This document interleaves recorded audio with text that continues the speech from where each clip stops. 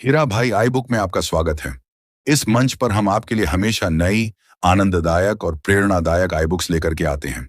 तो चलो बिना समय गंवाए शुरू करते हैं आपकी कहानी, बायोग्राफी ऑफ जॉर्ज वॉशिंगटन 1732 से 1799। तो दोस्तों, बने रहो और सब्सक्राइब करो। तो पहले अध्याय में बात करते हैं जन्म, परिवार और बचपन 1732 से 1748 तक। तो दोस्तों, 22 फरवरी 1732 को उत्तरी अमेरिका के ब्रिटिश उपनिवेश वर्जीनिया के वेस्टमोरलैंड काउंटी में एक बालक का जन्म हुआ, जिसका नाम जॉर्ज वॉशिंगटन रखा गया। उस समय किसी ने भी कल्पना नहीं की थी कि यही बालक आगे चलकर एक ऐसे राष्ट्र की नींव रखने में महत्वपूर्ण भूमिका निभाएगा जो आने वाले समय में दुनिया के सबसे प्रभावशाली देशों में शामिल होगा। जॉर्ज वॉशिंगटन का जन्म ऐसे समय में हुआ जब अमेरिका स्वतंत्र देश नहीं था। उस समय यह क्षेत्र ब्रिटेन के अधीन कई उपनिवेशों में विभाजित था और वहां का शासन ब्रिटिश राजा के प्रतिनिधियों द्वारा चलाया जाता था। लोगों के जीवन पर ब्रिटिश कानूनों और नीतियों का गहरा प्रभाव था। इसी वातावरण में जॉर्ज वॉशिंगटन ने अपनी पहली सांस ली। जॉर्ज वॉशिंगटन के पिता का नाम ऑगस्टीन वॉशिंगटन था। वे एक सम्मानित भूमिधर और किसान थे। उनके पास कई कृषि भूमि और बागान थे, जहां तंबाकू जैसी फसलें उगाई जाती थीं। उनकी माता का नाम मैरी बॉल वॉशिंगटन था। मैरी धार्मिक, अनुशासित और दृढ़ स्वभाव की महिला थी। उन्होंने अपने बच्चों में ईमानदारी, मेहनत, आत्मसम्मान और जिम्मेदारी जैसे गुण विकसित करने का प्रयास किया। जॉर्ज के व्यक्तित्व पर उनकी माता का गहरा प्रभाव पड़ा। बचपन से ही उन्हें सादगी, आत्मसंयम और कर्तव्य निष्ठा का महत्व सिखाया गया। वॉशिंगटन परिवार समाज में सम्मानित माना जाता था, लेकिन वे अत्यधिक धनी या शाही परिवार से नहीं थे। उनका जीवन खेती और भूमि प्रबंधन से जुड़ा हुआ था। परिवार के सदस्य कठिन परिश्रम करते थे और अपने काम को पूरी जिम्मेदारी से निभाते थे। जॉर्ज बचपन से ही अपने आसपास खेतों, जंगलों, नदियों और प्राकृतिक वातावरण को देखते हुए बड़े हुए। इस वातावरण ने उनके भीतर प्रकृति के प्रति प्रेम और कठिन परिस्थितियों में काम करने की क्षमता विकसित की। जॉर्ज वॉशिंगटन के कई भाई बहन थे। बड़े भाई लॉरेंस वॉशिंगटन का उनके जीवन पर विशेष प्रभाव पड़ा। लॉरेंस शिक्षित, अनुभवी और समाज में प्रतिष्ठित थे। उन्होंने जॉर्ज को अनुशासन, नेतृत्व और सार्वजनिक जीवन के बारे में बहुत कुछ सिखाया। आगे चलकर लॉरेंस ही जॉर्ज के प्रेरणा स्रोत बने। उनके साथ बिताया गया समय जॉर्ज के व्यक्तित्व के विकास में अत्यंत महत्वपूर्ण सिद्ध हुआ। बचपन में जॉर्ज वॉशिंगटन को औपचारिक शिक्षा सीमित मात्रा में मिली। उन्होंने किसी बड़े विश्वविद्यालय में अध्ययन नहीं किया, जैसा कि उस समय कुछ संपन्न परिवारों के बच्चे इंग्लैंड जाकर करते थे। उन्होंने स्थानीय विद्यालयों और निजी शिक्षकों से पढ़ना लिखना, गणित, मापन, लेखन और व्यवहारिक ज्ञान सीखा। उन्हें विशेष रूप से गणित और भूमि मापन जैसे विषयों में रुचि थी। यही रुचि आगे चलकर उनके सर्वेक्षक बनने का आधार बनी। जॉर्ज बचपन से ही जिज्ञासु स्वभाव के थे। वे केवल पुस्तकों तक सीमित नहीं रहते थे, बल्कि अपने आसपास की दुनिया को ध्यान से देखते और उससे सीखने का प्रयास करते थे। वे खेतों में काम करने वाले लोगों को देखते, भूमि की सीमाओं को समझते और प्राकृतिक परिस्थितियों का अध्ययन करते थे। इस प्रकार उनकी शिक्षा केवल विद्यालय तक सीमित नहीं रही, बल्कि जीवन के अनुभवों से भी लगातार आगे बढ़ती रही। जब जॉर्ज लगभग 11 वर्ष के थे, तब उनके पिता ऑगस्टीन वॉशिंगटन का निधन हो गया। यह घटना उनके जीवन का सबसे बड़ा मोड़ थी। पिता की मृत्यु के बाद परिवार की आर्थिक और सामाजिक परिस्थितियों में परिवर्तन आया। जॉर्ज को कम उम्र में ही जिम्मेदारियों का महत्व समझना पड़ा। इस कठिन समय में उनकी माता ने परिवार को संभाला और बच्चों का मनोबल बनाए रखा। उन्होंने जॉर्ज को सिखाया कि कठिनाइयों से घबराने के बजाय उनका सामना धैर्य और साहस से करना चाहिए। पिता की मृत्यु के कारण जॉर्ज उच्च शिक्षा के लिए इंग्लैंड नहीं जा सके। यदि उनके पिता जीवित रहते तो संभव था कि उन्हें विदेश में शिक्षा प्राप्त करने का अवसर मिलता, लेकिन परिस्थितियों ने उन्हें जीवन की वास्तविक चुनौतियों से जल्दी परिचित करा दिया। यही अनुभव आगे चलकर उनके व्यक्तित्व की सबसे बड़ी ताकत बना। उन्होंने कभी परिस्थितियों को दोष नहीं दिया, बल्कि उपलब्ध अवसरों का पूरा उपयोग किया। जॉर्ज वॉशिंगटन को बचपन से ही अनुशासन पसंद था। वे समय का सम्मान करते थे और अपने कार्यों को व्यवस्थित ढंग से पूरा करने का प्रयास करते थे। वे साफ सुथरा रहना, दूसरों का सम्मान करना और अपने वचनों का पालन करना महत्वपूर्ण मानते थे। इन आदतों ने उनके चरित्र को मजबूत बनाया और लोगों के बीच उनकी अच्छी छवि स्थापित की। कहा जाता है कि युवावस्था में उन्होंने अच्छे व्यवहार और सामाजिक शिष्टाचार से संबंधित कई नियम स्वयं लिखे और उनका पालन करने का प्रयास किया। इन नियमों का उद्देश्य दूसरों का सम्मान करना, विनम्र रहना, धैर्य बनाए रखना और सार्वजनिक जीवन में मर्यादा का पालन करना था। यद्यपि समय के साथ इन नियमों की ऐतिहासिक व्याख्या अलग अलग रूपों में हुई, लेकिन यह स्पष्ट है कि वॉशिंगटन अपने चरित्र निर्माण के प्रति गंभीर थे और स्वयं को लगातार बेहतर बनाने का प्रयास करते रहते थे। जॉर्ज को घुड़सवारी, जंगलों में घूमना और बाहरी वातावरण में समय बिताना पसंद था। वे शारीरिक रूप से मजबूत और साहसी बनते गए। कठिन रास्तों पर चलना, लंबी दूरी तय करना और प्राकृतिक परिस्थितियों का सामना करना उनके लिए सामान्य बात थी। यही अनुभव आगे चलकर सैन्य जीवन में उनके लिए अत्यंत उपयोगी सिद्ध हुए। उनके बड़े भाई लॉरेंस वॉशिंगटन का निवास माउंट वर्नन नामक संपत्ति पर था। जॉर्ज अक्सर वहां जाते थे और समाज के प्रतिष्ठित लोगों से मिलने का अवसर प्राप्त करते थे। वहां उन्होंने प्रशासन, भूमि प्रबंधन और नेतृत्व से जुड़ी अनेक बातें सीखीं। लॉरेंस ने उन्हें बड़े लक्ष्य रखने और सार्वजनिक सेवा के महत्व को समझाया। माउंट वर्नन का वातावरण जॉर्ज के व्यक्तित्व को नई दिशा देने वाला सिद्ध हुआ। बचपन से ही जॉर्ज वॉशिंगटन में ईमानदारी और जिम्मेदारी की भावना दिखाई देती थी। यदि उन्हें कोई कार्य सौंपा जाता तो वे उसे पूरी लगन और सावधानी से पूरा करने का प्रयास करते थे। परिवार और परिचित लोग उनकी विश्वसनीयता की प्रशंसा करते थे। धीरे धीरे लोग उन्हें एक ऐसे युवक के रूप में देखने लगे जिस पर भरोसा किया जा सकता था। उस समय वर्जीनिया का समाज कृषि पर आधारित था। खेती, भूमि और व्यापार लोगों के जीवन का मुख्य आधार थे। जॉर्ज ने बचपन से ही इन सभी गतिविधियों को निकट से देखा। उन्होंने समझा कि किसी भी समाज की समृद्धि केवल धन से नहीं, बल्कि मेहनत, अनुशासन और अच्छे प्रबंधन से होती है। यही विचार उनके भविष्य के निर्णयों में भी दिखाई दिए। जॉर्ज वॉशिंगटन के बचपन का एक महत्वपूर्ण पक्ष यह भी था कि उन्होंने कभी सीखना नहीं छोड़ा। उनके पास सीमित संसाधन थे, फिर भी वे निरंतर अध्ययन करते रहे। वे पुस्तकें पढ़ते, अनुभवी लोगों से बातचीत करते और अपने अनुभवों से नई बातें सीखते। इस आदत ने उन्हें जीवन भर एक व्यवहारिक और दूरदर्शी नेता बनाए रखा। सन 1748 तक आते आते जॉर्ज वॉशिंगटन लगभग 16 वर्ष के हो चुके थे। अब वे केवल एक किसान परिवार के किशोर नहीं थे, बल्कि जिम्मेदार, अनुशासित और मेहनती युवा के रूप में पहचाने जाने लगे थे। उनके भीतर आत्मविश्वास बढ़ चुका था और वे अपने जीवन की नई दिशा तलाश रहे थे। भूमि मापन, प्रकृति की समझ, कठिन परिश्रम की आदत और मजबूत चरित्र ने उन्हें भविष्य की बड़ी जिम्मेदारियों के लिए तैयार करना शुरू कर दिया था। यही वह समय था जब उनके जीवन का अगला चरण आरंभ होने वाला था। जल्द ही वे सर्वेक्षक के रूप में अपना पहला महत्वपूर्ण कार्य करेंगे, नई चुनौतियों का सामना करेंगे और धीरे धीरे सार्वजनिक जीवन की ओर कदम बढ़ाएंगे। आने वाले वर्षों में यही युवा आगे चलकर सैनिक, सेनापति, स्वतंत्रता संग्राम के नेता और अंततः संयुक्त राज्य अमेरिका के प्रथम राष्ट्रपति के रूप में इतिहास में अमर होगा। बचपन की सादगी, परिवार से मिले संस्कार और कठिन परिस्थितियों में सीखे गए जीवन पाठ उनके पूरे जीवन की सबसे मजबूत नींव बने। अब दूसरे अध्याय में जानते हैं युवावस्था, सर्वेक्षक और सैनिक जीवन की शुरुआत 1748 से 1753 तक। तो सन 1748 तक जॉर्ज वॉशिंगटन किशोरावस्था से युवावस्था की ओर बढ़ चुके थे। बचपन में प्राप्त अनुशासन, परिवार से मिले संस्कार और कठिन परिस्थितियों ने उन्हें मानसिक रूप से मजबूत बना दिया था। अब उनके सामने जीवन की नई चुनौतियां थीं।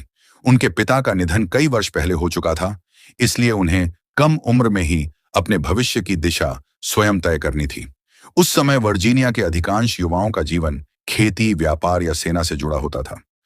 जॉर्ज ने ऐसा मार्ग चुना जिसने उनके व्यक्तित्व को नई पहचान दी और आगे चलकर उन्हें राष्ट्रीय नेतृत्व तक पहुंचाने की नींव रखी। जॉर्ज वॉशिंगटन की सबसे बड़ी विशेषता यह थी कि वे केवल सपने देखने वाले युवक नहीं थे, बल्कि उन्हें पूरा करने के लिए कठिन परिश्रम करने में विश्वास रखते थे। उन्हें भूमि, जंगलों, पहाड़ों और नदियों का अध्ययन करना पसंद था। बचपन से ही गणित और मापन में उनकी रुचि थी। यही रुचि उन्हें सर्वेक्षण अर्थात भूमि मापन के कार्य की ओर ले गई। उस समय अमेरिका के ब्रिटिश उपनिवेशों में नई भूमि की खोज और उसकी सीमाएं निर्धारित करना बहुत महत्वपूर्ण कार्य माना जाता था। नए क्षेत्रों में बसावट बढ़ रही थी और भूमि के सही मापन की आवश्यकता लगातार बढ़ती जा रही थी। सन 1748 में जॉर्ज को पहली बार अनुभवी सर्वेक्षकों के साथ काम करने का अवसर मिला। वे वर्जीनिया के पश्चिमी क्षेत्रों की यात्रा पर गए। यह यात्रा आसान नहीं थी। घने जंगल, ऊंचे पहाड़, तेज बहती नदियां और कठिन मौसम उनके सामने बड़ी चुनौतियां थीं। कई बार उन्हें खुले आसमान के नीचे रात बितानी पड़ती थी। भोजन और आराम की सुविधाएं भी बहुत सीमित थीं। फिर भी उन्होंने इन कठिनाइयों को सीखने का अवसर माना। इस यात्रा ने उनके आत्मविश्वास को कई गुना बढ़ा दिया। भूमि सर्वेक्षण का कार्य केवल दूरी नापने तक सीमित नहीं था। इसमें प्राकृतिक परिस्थितियों को समझना, नक्शे तैयार करना, सीमाएं निर्धारित करना और सटीक रिकॉर्ड बनाना शामिल था। जॉर्ज इस कार्य को पूरी ईमानदारी और सावधानी से करते थे। उनकी गणना सटीक होती थी और वे अपने काम में किसी प्रकार की लापरवाही नहीं करते थे। धीरे धीरे उनकी पहचान एक विश्वसनीय और कुशल सर्वेक्षक के रूप में बनने लगी। सर्वेक्षक के रूप में कार्य करते हुए जॉर्ज ने वर्जीनिया के दूर दराज क्षेत्रों को बहुत निकट से देखा। उन्होंने जंगलों में रहने वाले लोगों, सीमावर्ती बस्तियों और विभिन्न समुदायों के जीवन को समझा। उन्होंने देखा कि नई भूमि पर बसने वाले लोगों को कितनी कठिन परिस्थितियों का सामना करना पड़ता है। इन अनुभवों ने उनके भीतर सामान्य लोगों के जीवन के प्रति सम्मान और संवेदनशीलता पैदा की। यही गुण आगे चलकर उनके नेतृत्व की पहचान बने। सर्वेक्षण के कार्य से जॉर्ज को आर्थिक स्वतंत्रता भी मिलने लगी। कम उम्र में ही उन्होंने अपनी मेहनत से आय अर्जित करना शुरू कर दिया। इससे उनमें आत्मविश्वास बढ़ा और समाज में उनकी प्रतिष्ठा भी मजबूत हुई। उस समय बहुत कम युवा अपनी योग्यता के बल पर इतनी जल्दी सम्मान प्राप्त कर पाते थे। जॉर्ज की सफलता का कारण केवल उनकी प्रतिभा नहीं, बल्कि उनका अनुशासन, ईमानदारी और निरंतर परिश्रम था। इस दौरान उनके बड़े भाई लॉरेंस वॉशिंगटन का मार्गदर्शन उन्हें लगातार मिलता रहा। लॉरेंस समाज में सम्मानित व्यक्ति थे और ब्रिटिश सेना में सेवा कर चुके थे। उन्होंने जॉर्ज को नेतृत्व, अनुशासन और सार्वजनिक जीवन के महत्व के बारे में समझाया।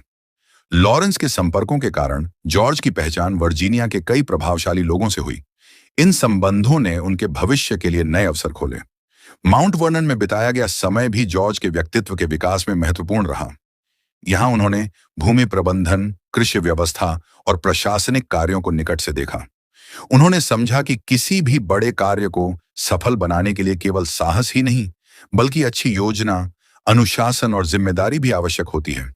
वे हर छोटी बड़ी बात पर ध्यान देते थे और अनुभवों से सीखते रहते थे। युवावस्था में जॉर्ज का व्यक्तित्व प्रभावशाली बनने लगा था। वे लंबे, मजबूत और आत्मविश्वासी युवक थे। उनकी वाणी शांत थी और वे बिना आवश्यकता के अधिक नहीं बोलते थे। लोग उन्हें गंभीर, विनम्र और भरोसेमंद मानते थे।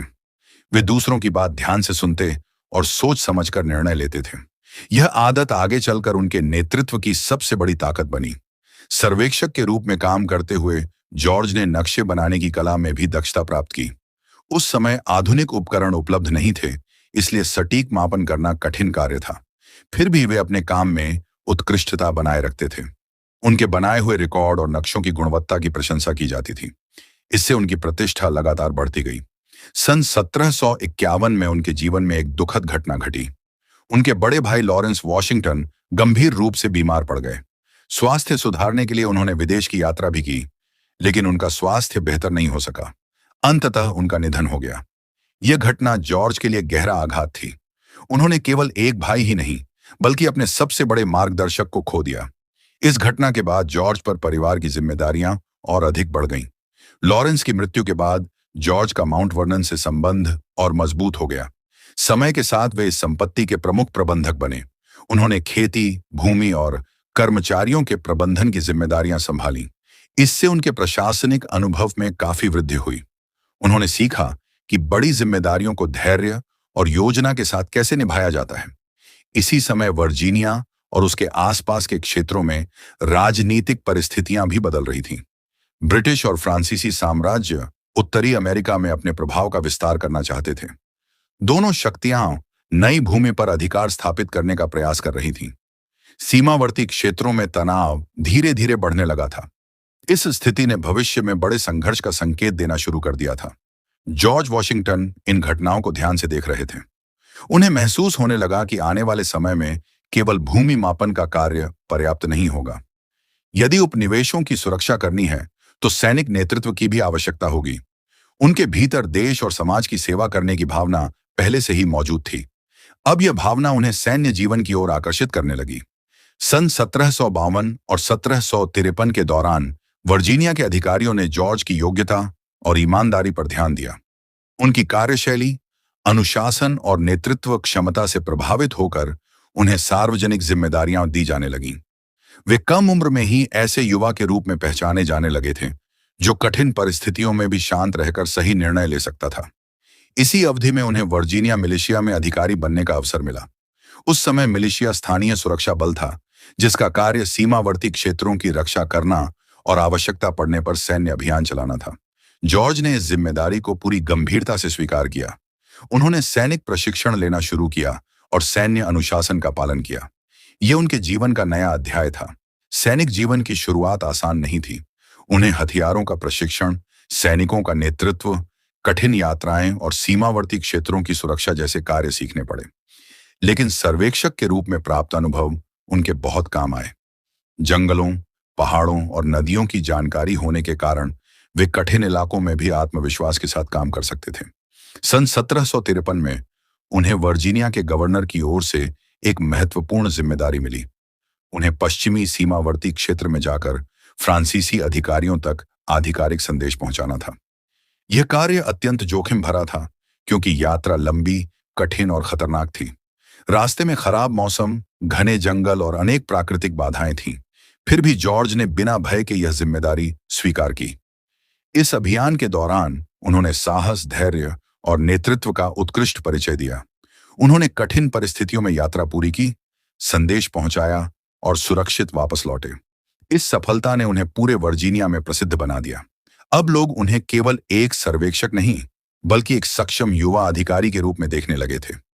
युवावस्था के इन वर्षों ने जॉर्ज वॉशिंगटन के व्यक्तित्व को पूरी तरह बदल दिया। सर्वेक्षक के रूप में उन्होंने प्रकृति, भूमि और लोगों को समझा। प्रशासक के रूप में उन्होंने जिम्मेदारी निभाना सीखा। सैनिक अधिकारी के रूप में उन्होंने अनुशासन, साहस और नेतृत्व का अभ्यास किया। इन सभी अनुभवों ने उन्हें भविष्य की बड़ी चुनौतियों के लिए तैयार कर दिया। सन 1753 के अंत तक जॉर्ज वॉशिंगटन एक साधारण किसान परिवार के युवक से आगे बढ़कर वर्जीनिया के उभरते हुए युवा नेता बन चुके थे। उनकी ईमानदारी, परिश्रम, साहस और कर्तव्य निष्ठा ने उन्हें समाज में सम्मान दिलाया। आने वाले वर्षों में यही युवा फ्रांसीसी और भारतीय युद्ध में अपनी नेतृत्व क्षमता का परिचय देगा। वही अनुभव आगे चलकर उन्हें अमेरिकी स्वतंत्रता संग्राम का सेनापति और अंततः एक नए राष्ट्र का संस्थापक नेता बनने की दिशा में आगे बढ़ाएगा। अब तीसरे अध्याय में जानते हैं फ्रांसीसी और भारतीय युद्ध का अनुभव 1754 से 1763 तक। तो सन 1754 में जॉर्ज वॉशिंगटन के जीवन ने एक नया और निर्णायक मोड़ लिया। अब वे केवल एक कुशल सर्वेक्षक या स्थानीय सैनिक अधिकारी नहीं थे, बल्कि उन्हें ऐसे संघर्ष का सामना करना था जो उनके व्यक्तित्व, नेतृत्व और भविष्य को हमेशा के लिए बदल देने वाला था। उत्तरी अमेरिका में ब्रिटेन और फ्रांस दोनों अपने अपने साम्राज्य का विस्तार करना चाहते थे। दोनों देशों के बीच वर्षों से प्रतिस्पर्धा चल रही थी, लेकिन अब यह प्रतिस्पर्धा खुले सैन्य संघर्ष का रूप लेने लगी थी। सीमावर्ती क्षेत्रों में बसे लोगों के लिए यह समय अनिश्चितता और भय का था। जॉर्ज वॉशिंगटन भी इसी बदलती परिस्थिति के केंद्र में आ गए। उस समय ओहायो घाटी का क्षेत्र दोनों शक्तियों के लिए अत्यंत महत्वपूर्ण था। यह क्षेत्र व्यापार, भूमि और भविष्य के विस्तार की दृष्टि से बहुत मूल्यवान माना जाता था। ब्रिटिश उपनिवेशों का दावा था कि यह भूमि उनके अधिकार क्षेत्र में आती है, जबकि फ्रांसीसी भी उस पर अपना नियंत्रण स्थापित करना चाहते थे। दोनों पक्षों ने वहां किले बनाना और सैनिक तैनात करना शुरू कर दिया। इस तनाव ने युद्ध की संभावना को और बढ़ा दिया। वर्जीनिया के अधिकारियों ने जॉर्ज वॉशिंगटन को इस क्षेत्र में भेजा ताकि वे ब्रिटिश हितों की रक्षा कर सकें। यह जिम्मेदारी किसी भी युवा अधिकारी के लिए बहुत बड़ी थी। जॉर्ज जानते थे कि सामने एक प्रशिक्षित और अनुभवी सेना है, फिर भी उन्होंने अपने कर्तव्य से पीछे हटने का विचार नहीं किया। उनके भीतर साहस और आत्मविश्वास दोनों मौजूद थे। सन 1754 में वॉशिंगटन ने अपने सैनिकों के साथ सीमावर्ती क्षेत्र की ओर प्रस्थान किया। यात्रा कठिन थी।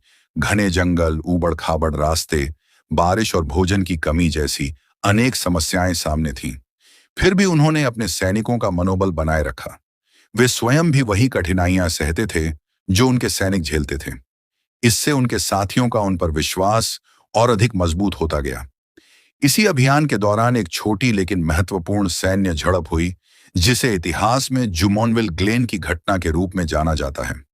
इस संघर्ष में ब्रिटिश और फ्रांसीसी सैनिक आमने सामने आए। यह घटना आगे चलकर बड़े युद्ध की शुरुआत का संकेत बनी। यद्यपि यह कोई विशाल युद्ध नहीं था, लेकिन इसके परिणाम दूरगामी सिद्ध हुए। दोनों देशों के बीच तनाव अब खुलकर सामने आ चुका था। इस घटना के बाद वॉशिंगटन ने अपने सैनिकों के साथ एक अस्थायी किले का निर्माण कराया, जिसे फोर्ट नेसेसिटी कहा गया। उनका उद्देश्य था कि सैनिकों को सुरक्षित स्थान मिले और वे आगे की रणनीति बना सकें। लेकिन परिस्थितियां उनके अनुकूल नहीं थीं। फ्रांसीसी सेना संख्या में अधिक थी और उन्हें स्थानीय सहयोग भी प्राप्त था। कुछ ही समय बाद फोर्ट नेसेसिटी पर हमला हुआ। किले की रक्षा के लिए वॉशिंगटन और उनके सैनिकों ने पूरी बहादुरी से संघर्ष किया। लगातार वर्षा, कीचड़ और सीमित संसाधनों ने उनकी स्थिति को और कठिन बना दिया। अंततः उन्हें आत्मसमर्पण करना पड़ा। यह जॉर्ज वॉशिंगटन के सैन्य जीवन की पहली बड़ी हार थी। किसी भी युवा अधिकारी के लिए यह निराशाजनक अनुभव हो सकता था, लेकिन उन्होंने इसे अपनी असफलता का अंत नहीं बनने दिया। फोर्ट नेसेसिटी की घटना से वॉशिंगटन ने अनेक महत्वपूर्ण सीख प्राप्त की। उन्होंने समझा कि केवल साहस पर्याप्त नहीं होता। युद्ध में सही योजना, पर्याप्त संसाधन, अनुभवी नेतृत्व और मजबूत आपूर्ति व्यवस्था भी उतनी ही आवश्यक होती है। उन्होंने अपनी गलतियों का ईमानदारी से विश्लेषण किया और भविष्य में उन्हें दोहराने से बचने का संकल्प लिया। यही गुण उन्हें अन्य नेताओं से अलग बनाता था। युद्ध जारी रहा और आने वाले वर्षों में वॉशिंगटन ने ब्रिटिश सेना के साथ मिलकर कई अभियानों में भाग लिया। उन्होंने अनुभवी अधिकारियों से युद्ध संचालन की तकनीकें सीखीं। उन्होंने देखा कि बड़ी सेनाओं का संचालन कैसे किया जाता है, सैनिकों का मनोबल कैसे बनाए रखा जाता है और कठिन परिस्थितियों में निर्णय कैसे लिए जाते हैं। यह अनुभव उनके भविष्य के लिए अमूल्य सिद्ध हुआ। सन 1755 में ब्रिटिश जनरल एडवर्ड ब्रैडॉक के नेतृत्व में एक बड़ा सैन्य अभियान शुरू हुआ। इसका उद्देश्य फ्रांसीसी नियंत्रण वाले फोर्ट डुकेन पर अधिकार करना था। जॉर्ज वॉशिंगटन इस अभियान में एक सहायक अधिकारी के रूप में शामिल हुए। उन्होंने कई बार जनरल ब्रैडॉक को जंगलों में लड़ाई की कठिनाइयों के बारे में सावधान किया। उनका मानना था कि यूरोप की पारंपरिक युद्ध शैली अमेरिकी जंगलों में प्रभावी नहीं होगी। दुर्भाग्यवश उनकी सलाह पर पूरा ध्यान नहीं दिया गया। जब ब्रिटिश सेना आगे बढ़ रही थी, तभी उन पर अचानक हमला हुआ। घने जंगलों में छिपे विरोधियों ने तेजी से आक्रमण किया। ब्रिटिश सेना अव्यवस्थित हो गई और भारी नुकसान उठाना पड़ा। जनरल ब्रैडॉक भी गंभीर रूप से घायल हो गए। इस संकट की घड़ी में जॉर्ज वॉशिंगटन ने अद्भुत साहस का परिचय दिया। उन्होंने घबराए हुए सैनिकों को संगठित किया, संदेश पहुंचाए और पीछे हटने की व्यवस्था बनाई। युद्ध के दौरान उनके कई घोड़े मारे गए और उनके कपड़ों में गोलियों के निशान भी मिले, लेकिन वे स्वयं सुरक्षित रहे। इस घटना के बाद उनकी बहादुरी की व्यापक प्रशंसा हुई। लोगों ने उन्हें एक ऐसे अधिकारी के रूप में देखना शुरू किया जो संकट की घड़ी में भी शांत रह सकता है। इस युद्ध ने वॉशिंगटन को यह सिखाया कि एक नेता का सबसे बड़ा कर्तव्य अपने सैनिकों का विश्वास बनाए रखना है। उन्होंने हमेशा अपने सैनिकों के साथ समान कठिनाइयां साझा की। वे आरामदायक जीवन से दूर रहकर सैनिकों के बीच रहते थे। इससे सैनिक उन्हें अपना नेता ही नहीं, बल्कि अपना साथी भी मानने लगे। आने वाले वर्षों में उन्होंने सीमावर्ती क्षेत्रों की रक्षा की जिम्मेदारी निभाई। यह कार्य अत्यंत कठिन था। लंबी सीमाओं की निगरानी, छोटे छोटे हमलों से रक्षा और सीमित संसाधनों में सुरक्षा व्यवस्था बनाए रखना आसान नहीं था। फिर भी उन्होंने धैर्य और अनुशासन के साथ अपने कर्तव्य का पालन किया। युद्ध के दौरान उन्होंने प्रशासनिक चुनौतियों का भी सामना किया। सैनिकों के लिए भोजन, कपड़े, हथियार और अन्य आवश्यक वस्तुओं की व्यवस्था करना एक बड़ी जिम्मेदारी थी। उन्होंने महसूस किया कि केवल युद्ध जीतना ही पर्याप्त नहीं है, सेना को व्यवस्थित रखना भी उतना ही महत्वपूर्ण है। यही अनुभव बाद में अमेरिकी स्वतंत्रता संग्राम के दौरान उनके बहुत काम आए। फ्रांसीसी और भारतीय युद्ध के वर्षों में वॉशिंगटन ने अनेक प्रकार के लोगों के साथ काम किया। उन्होंने स्थानीय नेताओं, सैनिक अधिकारियों और सामान्य नागरिकों से संवाद स्थापित किया। इससे उनकी नेतृत्व क्षमता और सामाजिक समझ दोनों विकसित हुई। वे जानते थे कि किसी भी बड़े उद्देश्य को अकेले प्राप्त नहीं किया जा सकता। सहयोग और विश्वास किसी भी सफलता की आधारशिला होते हैं। इस युद्ध ने उन्हें ब्रिटिश सैन्य व्यवस्था की शक्तियों और कमजोरियों दोनों से परिचित कराया। उन्होंने देखा कि कई बार ब्रिटिश अधिकारी स्थानीय परिस्थितियों को पर्याप्त महत्व नहीं देते थे। निर्णय अक्सर दूर बैठकर लिए जाते थे, जबकि वास्तविक स्थिति बिल्कुल अलग होती थी। इन अनुभवों ने उनके मन में धीरे धीरे यह विचार पैदा किया कि उपनिवेशों के लोगों को अपने मामलों में अधिक अधिकार मिलना चाहिए। युद्ध के दौरान वॉशिंगटन ने कभी व्यक्तिगत प्रसिद्धि को अपना लक्ष्य नहीं बनाया। उनका उद्देश्य अपने कर्तव्य का ईमानदारी से पालन करना था। वे सफलता मिलने पर विनम्र रहते और असफलता मिलने पर स्वयं का मूल्यांकन करते। यही संतुलित दृष्टिकोण उनके व्यक्तित्व की सबसे बड़ी विशेषताओं में से एक था। सन 1763 में फ्रांसीसी और भारतीय युद्ध समाप्त हुआ। इस संघर्ष में ब्रिटेन विजयी रहा और उसने उत्तरी अमेरिका के कई क्षेत्रों पर अपना नियंत्रण मजबूत किया। हालांकि ब्रिटेन को विजय मिली, लेकिन युद्ध ने उसे आर्थिक रूप से कमजोर भी कर दिया। युद्ध का भारी खर्च पूरा करने के लिए ब्रिटिश सरकार ने आगे चलकर अमेरिकी उपनिवेशों पर नए कर लगाने शुरू किए। यही नीतियां बाद में स्वतंत्रता आंदोलन का एक प्रमुख कारण बनी। जॉर्ज वॉशिंगटन के लिए यह युद्ध किसी विद्यालय से कम नहीं था। उन्होंने युद्ध की कठिनाइयां देखी, नेतृत्व की जिम्मेदारियां निभाई, जीत और हार दोनों का अनुभव किया तथा धैर्य, साहस और रणनीति का महत्व समझा। वे पहले की तुलना में कहीं अधिक परिपक्व, आत्मविश्वासी और अनुभवी बन चुके थे। फ्रांसीसी और भारतीय युद्ध ने जॉर्ज वॉशिंगटन को केवल एक सैनिक अधिकारी नहीं बनाया, बल्कि उन्हें ऐसा नेता बनाया जो भविष्य में कहीं बड़ी जिम्मेदारी निभाने के योग्य था। उन्होंने सीखा कि एक राष्ट्र की सुरक्षा केवल हथियारों से नहीं, बल्कि एकजुट लोगों, दूरदर्शी नेतृत्व और अटूट विश्वास से होती है। यही अनुभव कुछ वर्षों बाद अमेरिकी स्वतंत्रता संग्राम में उनकी सबसे बड़ी शक्ति बने। सन 1763 तक जॉर्ज वॉशिंगटन पूरे वर्जीनिया में सम्मानित सैन्य अधिकारी के रूप में जाने जाने लगे थे। उनका नाम साहस, अनुशासन और ईमानदारी का पर्याय बन चुका था। उन्हें अभी यह पता नहीं था कि आने वाले वर्षों में ब्रिटेन और उसके अमेरिकी उपनिवेशों के बीच मतभेद इतने बढ़ जाएंगे कि वही व्यक्ति जिसने कभी ब्रिटिश सेना के साथ मिलकर युद्ध लड़ा था, एक दिन ब्रिटिश शासन के विरुद्ध स्वतंत्रता संग्राम का सर्वोच्च सेनापति बनेगा। फ्रांसीसी और भारतीय युद्ध उनके जीवन की सबसे महत्वपूर्ण तैयारी सिद्ध हुआ, जिसने उन्हें इतिहास के सबसे महान नेताओं में स्थान दिलाने की दिशा में आगे बढ़ाया। अब चौथे अध्याय में जानते हैं विवाह, माउंट वर्नन और सार्वजनिक जीवन 1759 से 1774 तक। तो सन 1759 जॉर्ज वॉशिंगटन के जीवन में एक महत्वपूर्ण परिवर्तन लेकर आया।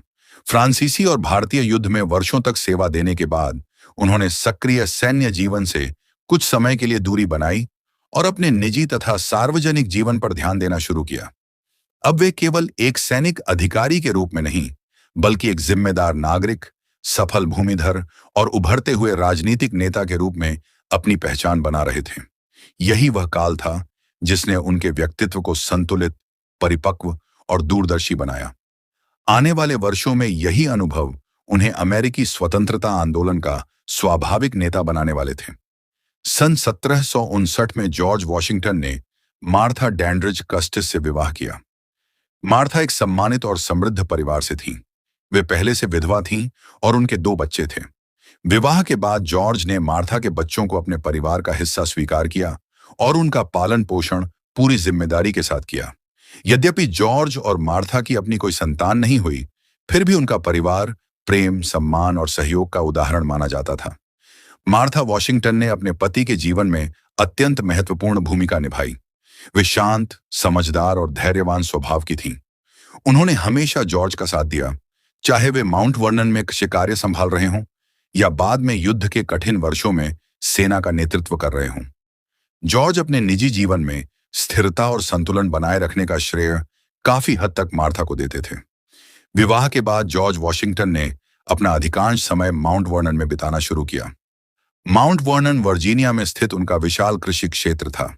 यह केवल उनका घर नहीं था, बल्कि उनकी जिम्मेदारियों का केंद्र भी था। यहाँ खेती, पशुपालन, भूमि प्रबंधन और व्यापार से जुड़े अनेक कार्य होते थे।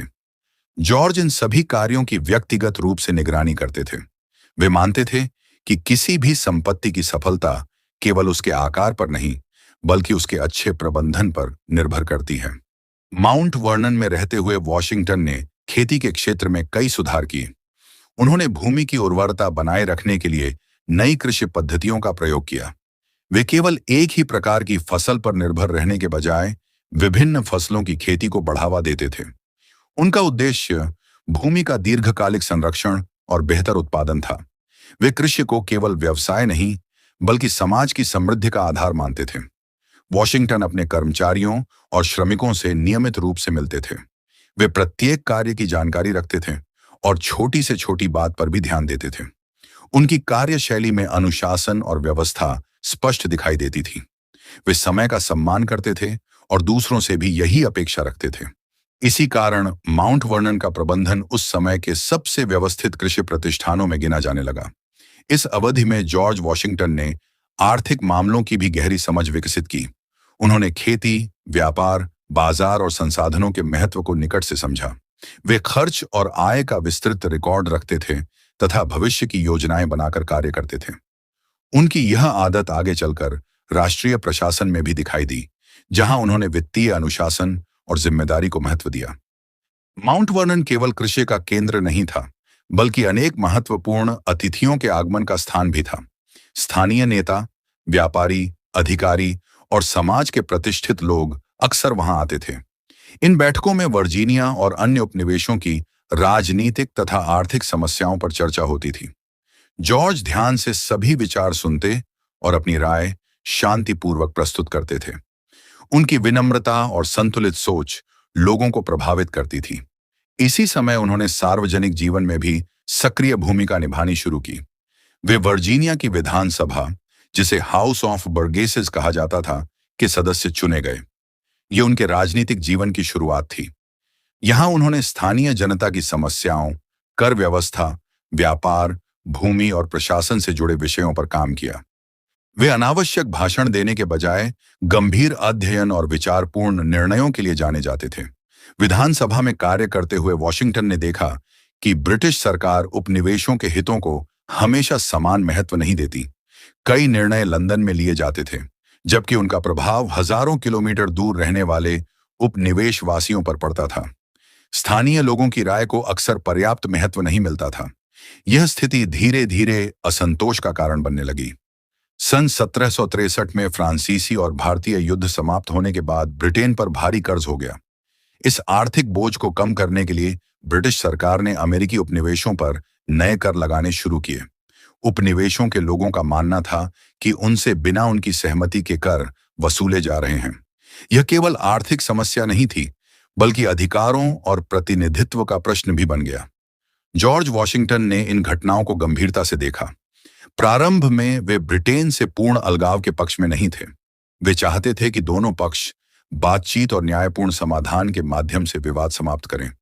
उनका विश्वास था कि यदि उपनिवेशों के लोगों को उचित सम्मान और अधिकार दिए जाए तो संबंध बनाए रखे जा सकते हैं। लेकिन समय के साथ ब्रिटिश नीतियां और कठोर होती गईं। स्टैंप एक्ट, टाउनशेंड अधिनियम और अन्य कर संबंधी नीतियों ने उपनिवेशों में असंतोष को और बढ़ा दिया। व्यापारियों, किसानों और सामान्य नागरिकों को आर्थिक कठिनाइयों का सामना करना पड़ा। वॉशिंगटन ने महसूस किया कि यह केवल करों का प्रश्न नहीं है, बल्कि स्वतंत्रता और आत्मसम्मान का विषय बन चुका है। उन्होंने ब्रिटिश वस्तुओं के बहिष्कार का समर्थन किया। उनका मानना था कि यदि उपनिवेशवासी एकजुट होकर आर्थिक रूप से विरोध करें, तो ब्रिटिश सरकार अपनी नीतियों पर पुनर्विचार करने के लिए मजबूर हो सकती है। उन्होंने स्वयं भी विदेशी वस्तुओं के स्थान पर स्थानीय उत्पादन को महत्व देना शुरू किया। इससे उनका संदेश स्पष्ट था कि आत्मनिर्भरता किसी भी समाज की शक्ति होती है। इस अवधि में जॉर्ज वॉशिंगटन की पहचान एक संतुलित और जिम्मेदार नेता के रूप में बनने लगी। वे उग्र भाषणों या जल्दबाजी में निर्णय लेने के पक्षधर नहीं थे। वे हर विषय का अध्ययन करते, विभिन्न पक्षों की बात सुनते और फिर अपना मत व्यक्त करते। यही कारण था कि अलग अलग विचार रखने वाले लोग भी उनका सम्मान करते थे। माउंट वर्नन में रहते हुए उन्होंने अपने निजी जीवन और सार्वजनिक जिम्मेदारियों के बीच संतुलन बनाए रखा।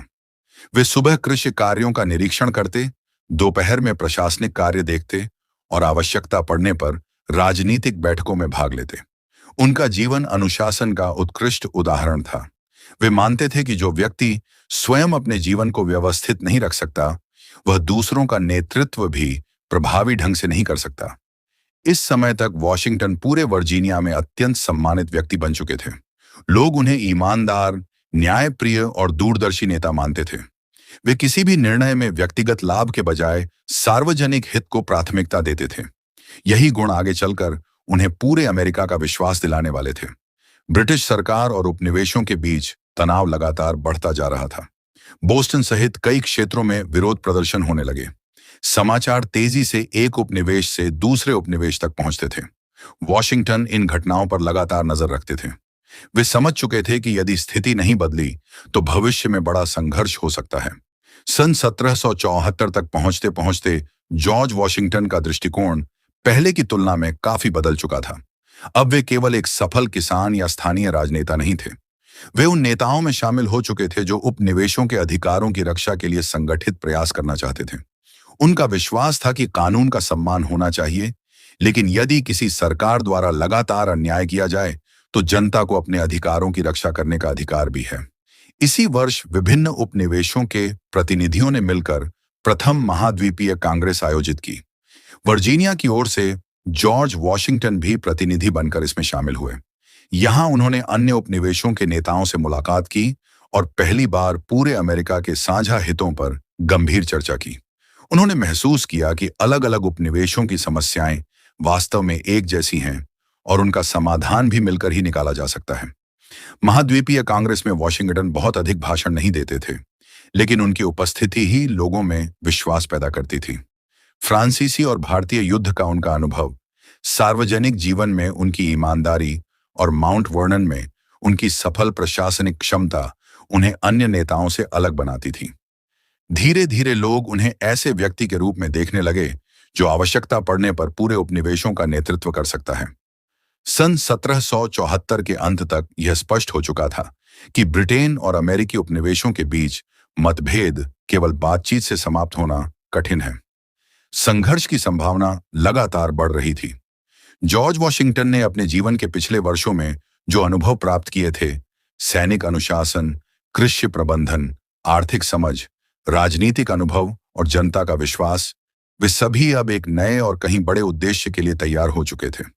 आने वाले अध्याय में यही जॉर्ज वॉशिंगटन अमेरिकी स्वतंत्रता आंदोलन के केंद्र में दिखाई देंगे।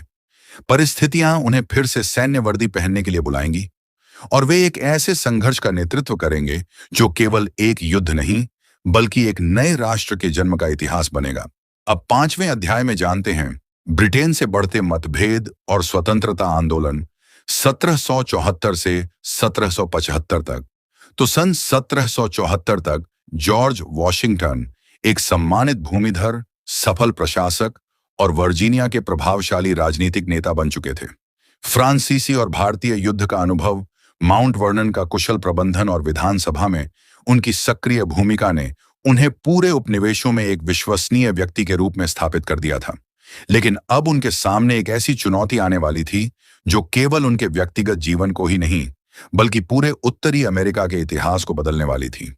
ब्रिटेन और उसके अमेरिकी उपनिवेशों के बीच वर्षों से बढ़ रहे मतभेद अब खुले संघर्ष की ओर बढ़ रहे थे। फ्रांसीसी और भारतीय युद्ध समाप्त होने के बाद ब्रिटेन पर भारी कर्ज हो गया था। इस आर्थिक बोझ को कम करने के लिए ब्रिटिश सरकार ने अमेरिकी उपनिवेशों पर नए कर और व्यापारिक प्रतिबंध लागू करने शुरू किए। ब्रिटिश संसद का मानना था कि उपनिवेशों को साम्राज्य की सुरक्षा के लिए खर्च में योगदान देना चाहिए। दूसरी ओर अमेरिकी उपनिवेशों के लोगों का तर्क था कि उन पर ऐसे कर लगाए जा रहे हैं जिनकी स्वीकृति उन्होंने कभी नहीं दी। उनके पास ब्रिटिश संसद में कोई निर्वाचित प्रतिनिधि नहीं था। इसी कारण एक प्रसिद्ध नारा सामने आया, प्रतिनिधित्व के बिना कर नहीं। जॉर्ज वॉशिंगटन ने प्रारंभ में इस विवाद को शांतिपूर्ण ढंग से सुलझाने का समर्थन किया। वे ब्रिटेन के विरोधी नहीं थे। उनका विश्वास था कि यदि ब्रिटिश सरकार उपनिवेशों की शिकायतों को गंभीरता से सुने और उन्हें उनके अधिकार दे, तो दोनों पक्षों के बीच सम्मानजनक संबंध बनाए रखे जा सकते हैं। लेकिन जैसे जैसे ब्रिटिश सरकार ने कठोर नीतियां अपनाई, वॉशिंगटन का दृष्टिकोण भी बदलने लगा। स्टैंप एक्ट, टाउनशेंड अधिनियम और अन्य कर संबंधी कानूनों ने व्यापारियों, किसानों और सामान्य नागरिकों को प्रभावित किया। कई वस्तुओं पर कर बढ़ा दिए गए। व्यापार पर नियंत्रण कड़ा कर दिया गया। स्थानीय उद्योगों के विकास में भी बाधाएं आने लगीं। लोगों को लगने लगा कि ब्रिटिश सरकार उन्हें केवल राजस्व का स्रोत समझती है, समान अधिकार वाले नागरिक नहीं। जॉर्ज वॉशिंगटन ने इन घटनाओं का गहराई से अध्ययन किया। वे किसी भी निर्णय पर पहुंचने से पहले सभी पक्षों को समझने का प्रयास करते थे। उन्होंने महसूस किया कि यह विवाद केवल करों का नहीं है, बल्कि राजनीतिक अधिकारों, आत्मसम्मान और स्वशासन का प्रश्न बन चुका है। यदि उपनिवेशों की आवाज लगातार अनसुनी की जाती रही, तो भविष्य में गंभीर परिणाम हो सकते हैं। इसी दौरान बोस्टन शहर विरोध आंदोलन का प्रमुख केंद्र बन गया। वहां के नागरिकों ने ब्रिटिश करों का विरोध करना शुरू किया। व्यापारियों ने ब्रिटिश वस्तुओं का बहिष्कार किया।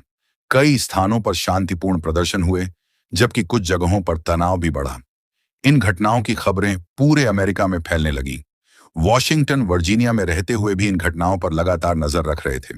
ब्रिटिश सरकार ने विरोध को दबाने के लिए और अधिक कठोर कदम उठाए। बोस्टन बंदरगाह को बंद कर दिया गया और मैसाचुसेट्स के प्रशासनिक अधिकारों पर भी कई प्रतिबंध लगाए गए। इन कानूनों को उपनिवेशों के लोग अत्यंत अन्यायपूर्ण मानते थे। उनका मानना था कि यदि आज एक उपनिवेश के अधिकार छीने जा सकते हैं, तो कल यही स्थिति अन्य उपनिवेशों की भी हो सकती है।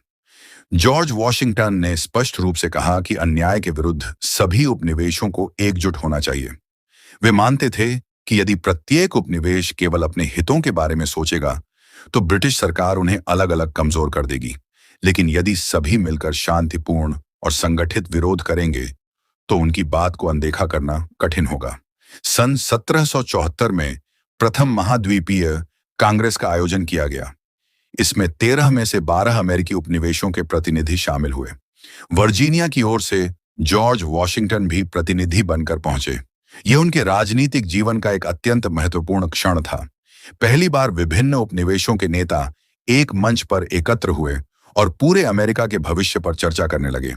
महाद्वीपीय कांग्रेस में वॉशिंगटन ने संयम और गंभीरता का परिचय दिया। वे अनावश्यक भाषण देने के बजाय विचारपूर्वक अपनी राय रखते थे। अन्य नेताओं ने उनके सैन्य अनुभव और शांत स्वभाव की सराहना की। उन्होंने देखा कि वॉशिंगटन महत्वाकांक्षा से अधिक जिम्मेदारी को महत्व देते हैं। यही कारण था कि उनके प्रति सम्मान लगातार बढ़ता गया। कांग्रेस में यह निर्णय लिया गया कि ब्रिटिश वस्तुओं का व्यापक बहिष्कार किया जाएगा। उद्देश्य यह था कि आर्थिक दबाव के माध्यम से ब्रिटिश सरकार को अपनी नीतियां बदलने के लिए प्रेरित किया जाए। वॉशिंगटन ने इस निर्णय का पूरा समर्थन किया। उन्होंने स्वयं भी माउंट वर्नन में विदेशी वस्तुओं के उपयोग को कम किया और स्थानीय उत्पादन को बढ़ावा दिया। वॉशिंगटन का मानना था कि आत्मनिर्भरता किसी भी समाज की सबसे बड़ी शक्ति होती है। यदि लोग अपनी आवश्यकताओं की पूर्ति स्वयं कर सकें, तो बाहरी दबाव का प्रभाव कम हो जाता है। उन्होंने अपने परिवार और सहयोगियों को भी यही सलाह दी कि जहां संभव हो, स्थानीय उत्पादों का उपयोग किया जाए। हालांकि कांग्रेस ने शांति बनाए रखने की अपील की, लेकिन साथ ही यह भी महसूस किया गया कि यदि परिस्थितियां और बिगड़ती हैं, तो आत्मरक्षा के लिए तैयारी आवश्यक होगी। जॉर्ज वॉशिंगटन ने भी इस विचार का समर्थन किया। उनका मानना था कि युद्ध किसी भी समस्या का पहला समाधान नहीं होना चाहिए, लेकिन यदि स्वतंत्रता और अधिकारों की रक्षा का प्रश्न हो, तो तैयारी आवश्यक है। सन 1775 की शुरुआत तक स्थिति और तनावपूर्ण हो गई। ब्रिटिश सेना ने मैसाचुसेट्स में अपने सैनिकों की संख्या बढ़ा दी। दूसरी ओर उपनिवेशों के लोगों ने स्थानीय मिलिशिया का संगठन तेज कर दिया। गांव-गांव में लोग हथियारों का अभ्यास करने लगे। उन्हें आशंका थी कि कभी भी टकराव हो सकता है। अप्रैल 1775 में लेक्सिंगटन और कॉनकॉर्ड में पहली सैन्य झड़प हुई। ब्रिटिश सैनिक हथियार जब्त करने निकले थे, लेकिन स्थानीय मिलिशिया ने उनका विरोध किया। गोलियां चलीं और कई लोग मारे गए।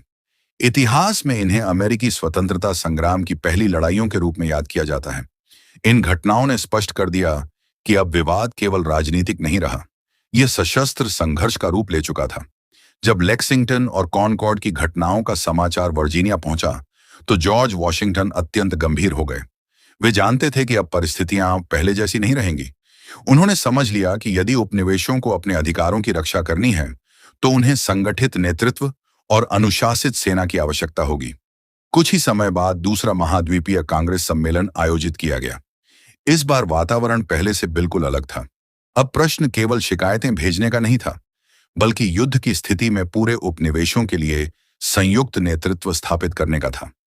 सभी प्रतिनिधियों को ऐसे व्यक्ति की आवश्यकता थी जो सैन्य अनुभव रखता हो, सभी उपनिवेशों का विश्वास जीत सके और व्यक्तिगत महत्वाकांक्षा से ऊपर उठकर राष्ट्रहित में कार्य करे।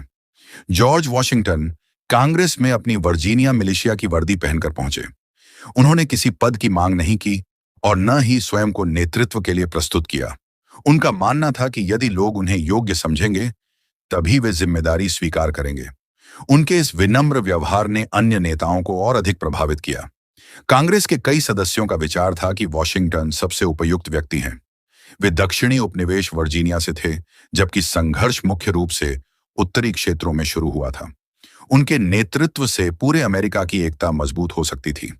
साथ ही उनके पास वास्तविक सैन्य अनुभव भी था, जो अन्य कई नेताओं के पास नहीं था। जून 1775 में महाद्वीपीय कांग्रेस ने सर्वसम्मति से जॉर्ज वॉशिंगटन को महाद्वीपीय सेना का सर्वोच्च सेनापति नियुक्त किया। यह केवल एक सैन्य नियुक्ति नहीं थी, बल्कि पूरे अमेरिकी स्वतंत्रता आंदोलन के लिए एक ऐतिहासिक निर्णय था। जब उन्हें यह जिम्मेदारी सौंपी गई तो उन्होंने विनम्रता से कहा कि वे अपनी पूरी क्षमता से इस कर्तव्य का पालन करेंगे, लेकिन वे स्वयं को इस सम्मान के योग्य नहीं मानते। उन्होंने यह भी कहा कि यदि आवश्यक हुआ तो वे बिना वेतन के भी सेवा देंगे और केवल अपने वास्तविक खर्च का ही हिसाब प्रस्तुत करेंगे। यह उनके निस्वार्थ चरित्र का प्रमाण था। सेनापति बनने के बाद वॉशिंगटन तुरंत बोस्टन की ओर रवाना हुए, जहां महाद्वीपीय सेना एकत्रित थी। वहां पहुंचकर उन्होंने देखा कि सैनिकों में उत्साह तो था, लेकिन अनुशासन, प्रशिक्षण और संसाधनों की भारी कमी थी। अलग अलग उपनिवेशों से आए सैनिकों की वर्दियां अलग थीं, हथियार अलग थे और प्रशिक्षण का स्तर भी समान नहीं था। भोजन, गोला बारूद और चिकित्सा सुविधाएं भी सीमित थीं। वॉशिंगटन ने स्थिति देखकर निराश होने के बजाय काम शुरू किया। उन्होंने सैनिकों में अनुशासन स्थापित किया, प्रशिक्षण की व्यवस्था की और अधिकारियों के बीच समन्वय बढ़ाया। वे स्वयं प्रतिदिन शिविरों का निरीक्षण करते थे। उनका उद्देश्य केवल एक सेना बनाना नहीं था, बल्कि ऐसे राष्ट्र की नींव रखना था जहां विभिन्न उपनिवेशों के लोग स्वयं को एक संयुक्त पहचान के साथ देख सकें। सन 1775 के अंत तक जॉर्ज वॉशिंगटन केवल वर्जीनिया के नेता नहीं रहे, वे पूरे अमेरिकी स्वतंत्रता आंदोलन के प्रतीक बन चुके थे। उनके सामने ब्रिटेन जैसी शक्तिशाली साम्राज्य की सेना थी, जबकि उनके पास सीमित संसाधन और अनुभवहीन सैनिक थे। फिर भी उनके भीतर विश्वास था कि यदि उद्देश्य न्यायपूर्ण हो, नेतृत्व ईमानदार हो और जनता एकजुट रहे तो बड़ी से बड़ी चुनौती का सामना किया जा सकता है। यही विश्वास आने वाले वर्षों में अमेरिकी स्वतंत्रता संग्राम की सबसे बड़ी शक्ति बनने वाला था। अगले अध्याय में जॉर्ज वॉशिंगटन एक ऐसे सेनापति के रूप में दिखाई देंगे जो कठिन परिस्थितियों, लगातार चुनौतियों और सीमित संसाधनों के बावजूद अपने सैनिकों का नेतृत्व करते हुए स्वतंत्रता की लड़ाई को नई दिशा देंगे। अब छठे अध्याय में जानते हैं अमेरिकी स्वतंत्रता संग्राम का नेतृत्व 1775 से 1777 तक। तो दोस्तों, सन 1775 में जब जॉर्ज वॉशिंगटन को महाद्वीपीय सेना का सर्वोच्च सेनापति नियुक्त किया गया, तब उनके सामने इतिहास की सबसे कठिन जिम्मेदारियों में से एक थी। उन्हें ऐसी सेना का नेतृत्व करना था जो संसाधनों की कमी, सीमित प्रशिक्षण और अलग-अलग उपनिवेशों के सैनिकों से बनी थी। दूसरी ओर ब्रिटिश साम्राज्य उस समय दुनिया की सबसे शक्तिशाली सैन्य ताकतों में गिना जाता था। उसकी सेना प्रशिक्षित थी, उसके पास आधुनिक हथियार थे और उसे समुद्री शक्ति का भी पूरा समर्थन प्राप्त था। इन परिस्थितियों में बहुत से लोगों को विश्वास नहीं था कि अमेरिकी उपनिवेश लंबे समय तक संघर्ष कर पाएंगे। लेकिन जॉर्ज वॉशिंगटन केवल युद्ध लड़ने वाले सेनापति नहीं थे, वे ऐसे नेता थे जो लोगों में विश्वास जगाना जानते थे। सेनापति बनने के तुरंत बाद वॉशिंगटन बोस्टन पहुंचे, जहां महाद्वीपीय सेना ने ब्रिटिश सैनिकों को घेर रखा था। उन्होंने वहां पहुंचकर सबसे पहले सेना की वास्तविक स्थिति का निरीक्षण किया। उन्होंने पाया कि सैनिकों में देशभक्ति और साहस तो था, लेकिन अनुशासन की कमी थी। कई सैनिकों के पास पर्याप्त हथियार नहीं थे, कुछ के पास उचित वर्दी भी नहीं थी। भोजन, दवाइयां और गोला बारूद भी सीमित मात्रा में उपलब्ध थे। अलग अलग उपनिवेशों से आए सैनिक अपने अपने नियमों के अनुसार काम करने के आदी थे, जिससे एकजुट सेना बनाना कठिन हो रहा था। वॉशिंगटन ने सबसे पहले अनुशासन पर ध्यान दिया। उन्होंने स्पष्ट कर दिया कि यदि स्वतंत्रता प्राप्त करनी है तो सेना को संगठित और अनुशासित बनाना होगा। उन्होंने नियमित प्रशिक्षण शुरू कराया, अधिकारियों की जिम्मेदारियां तय की और सैनिकों को एक समान नियमों का पालन करने के लिए प्रेरित किया। वे स्वयं प्रतिदिन शिविरों का निरीक्षण करते थे। यदि किसी सैनिक को कठिनाई होती तो वे उसकी बात सुनते थे। इस कारण सैनिक उन्हें केवल सेनापति नहीं बल्कि अपना संरक्षक भी मानने लगे। वॉशिंगटन का नेतृत्व केवल आदेश देने तक सीमित नहीं था। वे अपने सैनिकों के साथ रहते, उनकी परेशानियां समझते और कठिन परिस्थितियों को स्वयं भी सहन करते थे। कई बार भोजन की कमी होने पर वे वही साधारण भोजन खाते जो सैनिकों को मिलता था। ठंड, बारिश और कठिन मौसम में भी वे सेना के बीच उपस्थित रहते। इससे सैनिकों का मनोबल बढ़ता था और उन्हें विश्वास होता था कि उनका नेता हर परिस्थिति में उनके साथ खड़ा है। बोस्टन की घेराबंदी कई महीनों तक चली। इस दौरान वॉशिंगटन ने जल्दबाजी में हमला करने के बजाय धैर्य और रणनीति का परिचय दिया। वे जानते थे कि बिना तैयारी के सीधा आक्रमण भारी नुकसान पहुंचा सकता है। उन्होंने सेना को मजबूत किया, आवश्यक संसाधन जुटाए और सही अवसर की प्रतीक्षा की। इसी समय एक महत्वपूर्ण सफलता मिली। देशभक्तों ने उत्तर के एक किले से बड़ी संख्या में तोपें प्राप्त की। इन तोपों को कठिन परिस्थितियों में लंबी दूरी तय करके बोस्टन लाया गया। यह कार्य अत्यंत चुनौतीपूर्ण था, लेकिन सफल रहा। वॉशिंगटन ने इन तोपों को बोस्टन के आसपास की ऊंची पहाड़ियों पर स्थापित कराया। इससे ब्रिटिश सेना की स्थिति कमजोर हो गई। मार्च 1776 में ब्रिटिश सेना ने बोस्टन छोड़ने का निर्णय लिया और अपने सैनिकों को जहाजों के माध्यम से वहां से निकाल लिया। यह महाद्वीपीय सेना की पहली बड़ी सफलता थी। बिना बड़े युद्ध के एक महत्वपूर्ण शहर ब्रिटिश नियंत्रण से मुक्त हो गया। इस विजय ने पूरे अमेरिका में नई आशा पैदा की। लोगों को विश्वास होने लगा कि यदि सही नेतृत्व मिले तो ब्रिटेन जैसी शक्तिशाली सेना का भी मुकाबला किया जा सकता है। हालांकि बोस्टन की सफलता के बाद भी संघर्ष समाप्त नहीं हुआ था। ब्रिटिश सरकार ने अपनी रणनीति बदली और न्यूयॉर्क पर ध्यान केंद्रित किया। न्यूयॉर्क व्यापार और समुद्री मार्गों की दृष्टि से अत्यंत महत्वपूर्ण था। वॉशिंगटन ने समझ लिया कि अगला बड़ा संघर्ष यहीं होने वाला है। उन्होंने अपनी सेना को न्यूयॉर्क की रक्षा के लिए तैयार किया। ब्रिटिश सेना बड़ी संख्या में सैनिकों और युद्धपोतों के साथ न्यूयॉर्क पहुंची। उनके पास संसाधनों की कोई कमी नहीं थी। इसके विपरीत महाद्वीपीय सेना अभी भी प्रशिक्षण और हथियारों की कमी से जूझ रही थी। युद्ध शुरू हुआ और कई स्थानों पर अमेरिकी सेना को पीछे हटना पड़ा। वॉशिंगटन ने महसूस किया कि यदि वे जिद करके अंतिम क्षण तक लड़ते रहे तो पूरी सेना नष्ट हो सकती है। यही उनकी सबसे बड़ी नेतृत्व क्षमता सामने आई। उन्होंने बहादुरी और विवेक के बीच संतुलन बनाए रखा। उन्होंने अपनी सेना को सुरक्षित पीछे हटने का आदेश दिया। कुछ लोगों ने इसे कमजोरी समझा, लेकिन वास्तव में यह निर्णय भविष्य की विजय का आधार बना।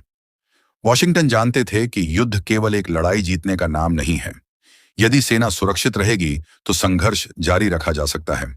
न्यूयॉर्क से पीछे हटने के बाद महाद्वीपीय सेना लगातार कठिन परिस्थितियों का सामना करती रही। सैनिक थके हुए थे। कई सैनिकों के सेवा अनुबंध समाप्त होने वाले थे। भोजन और धन की कमी बढ़ती जा रही थी। कुछ लोगों ने स्वतंत्रता आंदोलन की सफलता पर संदेह करना शुरू कर दिया, लेकिन वॉशिंगटन ने कभी आशा नहीं छोड़ी। वे अपने सैनिकों को लगातार प्रेरित करते रहे। सन 1776 के अंत तक स्थिति अत्यंत गंभीर हो चुकी थी। यदि शीघ्र कोई बड़ी सफलता नहीं मिलती तो महाद्वीपीय सेना बिखर सकती थी। ऐसे समय में वॉशिंगटन ने एक साहसिक योजना बनाई। उन्होंने निर्णय लिया कि वे क्रिसमस की रात डेलावेयर नदी पार करके ब्रिटिश समर्थक सैनिकों पर अचानक हमला करेंगे। यह योजना अत्यंत जोखिम भरी थी। दिसंबर 1776 की कड़ाके की ठंड में बर्फीली हवा के बीच महाद्वीपीय सेना ने रात के समय डेलावेयर नदी पार की। मौसम खराब था और यात्रा कठिन थी। फिर भी वॉशिंगटन स्वयं सबसे आगे रहे। उन्होंने अपने सैनिकों का उत्साह बनाए रखा और पूरी सावधानी से अभियान का नेतृत्व किया। अगली सुबह ट्रेंटन में अचानक हमला किया गया। विरोधी सेना इस आक्रमण के लिए तैयार नहीं थी। महाद्वीपीय सेना ने महत्वपूर्ण विजय प्राप्त की। यह जीत केवल सैन्य सफलता नहीं थी, बल्कि मनोबल की भी बड़ी विजय थी। कई महीनों से निराश सैनिकों और नागरिकों के भीतर फिर से विश्वास जाग उठा कि स्वतंत्रता का संघर्ष अभी जीवित है। ट्रेंटन की सफलता के बाद वॉशिंगटन ने शीघ्र ही प्रिंसटन में भी एक और महत्वपूर्ण विजय प्राप्त की। इन दोनों जीतों ने पूरे आंदोलन को नई ऊर्जा दी। कई सैनिकों ने सेना में बने रहने का निर्णय लिया। नए स्वयंसेवक भी महाद्वीपीय सेना में शामिल होने लगे। जनता का विश्वास फिर से मजबूत हुआ। इन अभियानों के दौरान वॉशिंगटन ने केवल युद्ध नहीं लड़ा, बल्कि नेतृत्व का उत्कृष्ट उदाहरण प्रस्तुत किया। वे हमेशा अपने अधिकारियों से सलाह लेते थे, लेकिन अंतिम निर्णय पूरी जिम्मेदारी के साथ स्वयं करते थे। यदि कोई योजना सफल होती तो वे उसका श्रेय पूरी सेना को देते। यदि कोई कठिनाई आती तो वे उसकी जिम्मेदारी स्वयं स्वीकार करते थे। सन 1777 में ब्रिटिश सेना ने फिलाडेल्फिया पर अधिकार करने की योजना बनाई। फिलाडेल्फिया उस समय महाद्वीपीय कांग्रेस का प्रमुख केंद्र था। कई युद्धों के बाद ब्रिटिश सेना शहर में प्रवेश करने में सफल रही। यह स्वतंत्रता आंदोलन के लिए एक बड़ा झटका था। फिर भी वॉशिंगटन ने हार नहीं मानी। उन्होंने अपनी सेना को संगठित रखा और संघर्ष जारी रखा। इसी वर्ष उत्तरी क्षेत्र में अमेरिकी सेना ने साराटोगा के युद्ध में महत्वपूर्ण सफलता प्राप्त की। यद्यपि इस अभियान का प्रत्यक्ष नेतृत्व वॉशिंगटन ने नहीं किया था, लेकिन उनके समग्र नेतृत्व और सेना के संगठन ने इस विजय में महत्वपूर्ण भूमिका निभाई। साराटोगा की जीत का अंतर्राष्ट्रीय प्रभाव पड़ा। कई विदेशी देशों ने महसूस किया कि अमेरिकी उपनिवेश वास्तव में स्वतंत्रता प्राप्त कर सकते हैं। वॉशिंगटन इस सफलता से प्रसन्न हुए, लेकिन उन्होंने अपने साथियों को याद दिलाया कि अभी संघर्ष समाप्त नहीं हुआ है। उनका मानना था कि एक जीत से आत्मसंतुष्ट नहीं होना चाहिए और एक हार से निराश नहीं होना चाहिए। यही संतुलित सोच उन्हें महान सेनापति बनाती थी। युद्ध के इन शुरुआती वर्षों में वॉशिंगटन ने बार बार सिद्ध किया कि महान नेतृत्व केवल युद्ध क्षेत्र में तलवार चलाने से नहीं बनता। इसके लिए धैर्य, दूरदर्शिता, अनुशासन, आत्मविश्वास और लोगों का विश्वास जीतने की क्षमता भी आवश्यक होती है। उन्होंने सीमित संसाधनों को अपनी कमजोरी नहीं बनने दिया। इसके बजाय उन्होंने अपने सैनिकों के साहस, देशभक्ति और एकता को अपनी सबसे बड़ी शक्ति बना लिया। सन 1777 के अंत तक अमेरिकी स्वतंत्रता संग्राम अभी भी जारी था। ब्रिटिश सेना कई बड़े शहरों पर नियंत्रण बनाए हुए थी, लेकिन महाद्वीपीय सेना भी अब पहले से कहीं अधिक संगठित और आत्मविश्वासी हो चुकी थी। जॉर्ज वॉशिंगटन पूरे अमेरिका के लिए आशा और दृढ़ संकल्प के प्रतीक बन चुके थे। लोग उन्हें केवल सैन्य नेता नहीं, बल्कि ऐसे व्यक्ति के रूप में देखने लगे थे जो किसी भी कठिन परिस्थिति में राष्ट्र को एकजुट रख सकता है। आने वाले वर्ष और भी कठिन होने वाले थे। कठोर सर्दियां, संसाधनों की कमी और लंबे युद्ध की थकान महाद्वीपीय सेना की परीक्षा लेने वाली थी। लेकिन जॉर्ज वॉशिंगटन का विश्वास अटूट था। वे जानते थे कि स्वतंत्रता का मार्ग आसान नहीं होता, परंतु जो राष्ट्र धैर्य, साहस और एकता बनाए रखता है, अंततः वही इतिहास में अपना स्थान बनाता है। यही विश्वास उन्हें अगले चरण की ओर ले जाएगा, जहां उनका नेतृत्व और भी अधिक परखा जाएगा और अंततः अमेरिकी स्वतंत्रता की विजय का मार्ग प्रशस्त करेगा। अब 7वें अध्याय में जानते हैं युद्ध में संघर्ष, विजय और राष्ट्रीय नायक का उदय 1777 से 1783 तक। तो सन 1777 के अंत तक अमेरिकी स्वतंत्रता संग्राम एक निर्णायक मोड़ पर पहुंच चुका था। कई वर्षों के संघर्ष के बाद भी अंतिम परिणाम स्पष्ट नहीं था। ब्रिटिश साम्राज्य अभी भी शक्तिशाली था और उसके पास प्रशिक्षित सेना, विशाल नौसेना तथा पर्याप्त संसाधन उपलब्ध थे। दूसरी ओर महाद्वीपीय सेना का नेतृत्व जॉर्ज वॉशिंगटन कर रहे थे, जिनके पास साहसी सैनिक तो थे, लेकिन भोजन, कपड़ों, हथियारों और धन की लगातार कमी बनी हुई थी। फिर भी वॉशिंगटन का विश्वास अडिग था। वे जानते थे कि किसी भी युद्ध में केवल हथियार ही जीत नहीं दिलाते, बल्कि धैर्य, अनुशासन और नेतृत्व भी उतने ही महत्वपूर्ण होते हैं। सन 1777 के अंत में महाद्वीपीय सेना ने पेंसिल्वेनिया के वैली फोर्ज नामक स्थान पर अपना शीतकालीन शिविर स्थापित किया। यह अमेरिकी इतिहास के सबसे कठिन अध्यायों में से एक माना जाता है। यहाँ सैनिकों को भीषण ठंड, भोजन की कमी और पर्याप्त वस्त्रों के अभाव का सामना करना पड़ा। कई सैनिकों के पैरों में जूते तक नहीं थे। बर्फ पर चलते समय उनके पैरों से रक्त निकल आता था। रहने के लिए लकड़ी के साधारण घर बनाए गए थे, लेकिन वे भी कठोर सर्दी से पूरी तरह सुरक्षा नहीं दे पाते थे। इन कठिन परिस्थितियों में कई सैनिक बीमार पड़ गए, कुछ ने अपने प्राण भी गंवाए। फिर भी जॉर्ज वॉशिंगटन ने कभी अपने सैनिकों का साथ नहीं छोड़ा। वे प्रतिदिन शिविरों का निरीक्षण करते, अधिकारियों से चर्चा करते और सैनिकों का मनोबल बढ़ाते। वे स्वयं भी उन्हीं कठिन परिस्थितियों में रहते थे। उनका मानना था कि यदि सेनापति आरामदायक जीवन बिताए और सैनिक कष्ट सहें, तो सेना का विश्वास टूट जाएगा। वैली फोर्ज की कठिनाइयों के बीच एक महत्वपूर्ण परिवर्तन हुआ। यूरोप से आए अनुभवी सैन्य अधिकारी बैरन फ्रेडरिक वॉन स्ट्यूबेन महाद्वीपीय सेना के प्रशिक्षण में सहायता करने पहुंचे। उन्होंने सैनिकों को आधुनिक सैन्य अभ्यास, अनुशासन और संगठित युद्ध की तकनीकें सिखाईं। जॉर्ज वॉशिंगटन ने उनका पूरा समर्थन किया। उन्होंने समझ लिया था कि केवल साहस से युद्ध नहीं जीता जा सकता, सैनिकों को व्यवस्थित प्रशिक्षण भी आवश्यक है। कुछ ही महीनों में महाद्वीपीय सेना पहले की तुलना में अधिक अनुशासित और संगठित बन गई।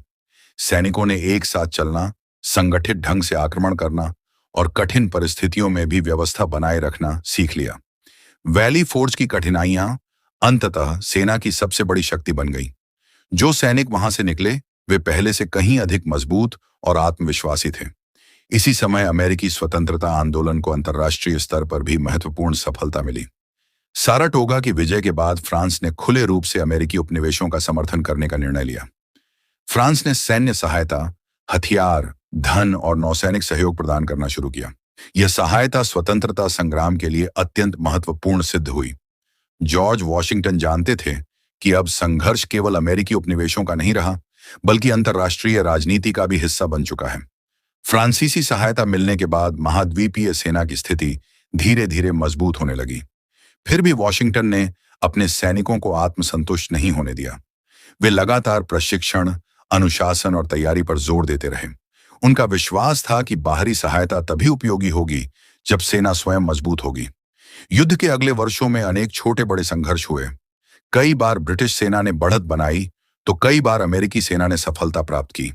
लेकिन वॉशिंगटन की सबसे बड़ी विशेषता यह थी कि वे किसी एक युद्ध को अंतिम निर्णय नहीं मानते थे। यदि उन्हें पीछे हटना पड़ता तो वे धैर्य रखते। यदि विजय मिलती तो वे उत्साह में संतुलन बनाए रखते। यही गुण उन्हें महान सेनापति बनाता था। महाद्वीपीय सेना में विभिन्न राज्यों के सैनिक थे। उनकी भाषाएं, परंपराएं और पृष्ठभूमियां अलग अलग थीं। फिर भी वॉशिंगटन ने उन्हें एक राष्ट्र की भावना से जोड़ने का प्रयास किया।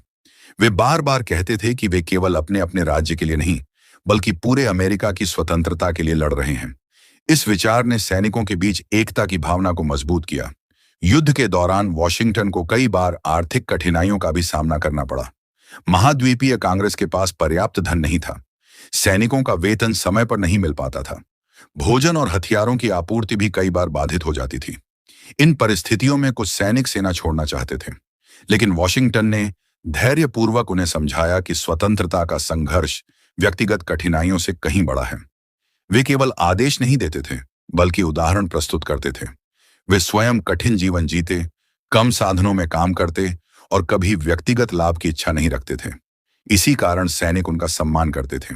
उन्हें विश्वास था कि उनका सेनापति केवल जीत के लिए नहीं, बल्कि न्याय और स्वतंत्रता के लिए संघर्ष कर रहा है। सन 1780 तक युद्ध लंबा खिंच चुका था। ब्रिटिश सेना ने दक्षिणी क्षेत्रों में अपना अभियान तेज किया। कई महत्वपूर्ण शहरों पर उनका नियंत्रण स्थापित हो गया। ऐसा लगने लगा कि संघर्ष फिर से कठिन हो सकता है, लेकिन वॉशिंगटन ने अपनी रणनीति में धैर्य बनाए रखा। उन्होंने समझ लिया था कि ब्रिटिश सेना को केवल सीधे युद्ध में हराना आवश्यक नहीं है। यदि उसका मनोबल और संसाधन कमजोर किए जाए तो अंततः विजय संभव होगी। इसी समय फ्रांसीसी सेना और नौसेना के साथ समन्वय बढ़ाया गया। जॉर्ज वॉशिंगटन ने फ्रांसीसी अधिकारियों के साथ मिलकर संयुक्त अभियान की योजना बनाई। वे जानते थे कि यह सहयोग युद्ध की दिशा बदल सकता है।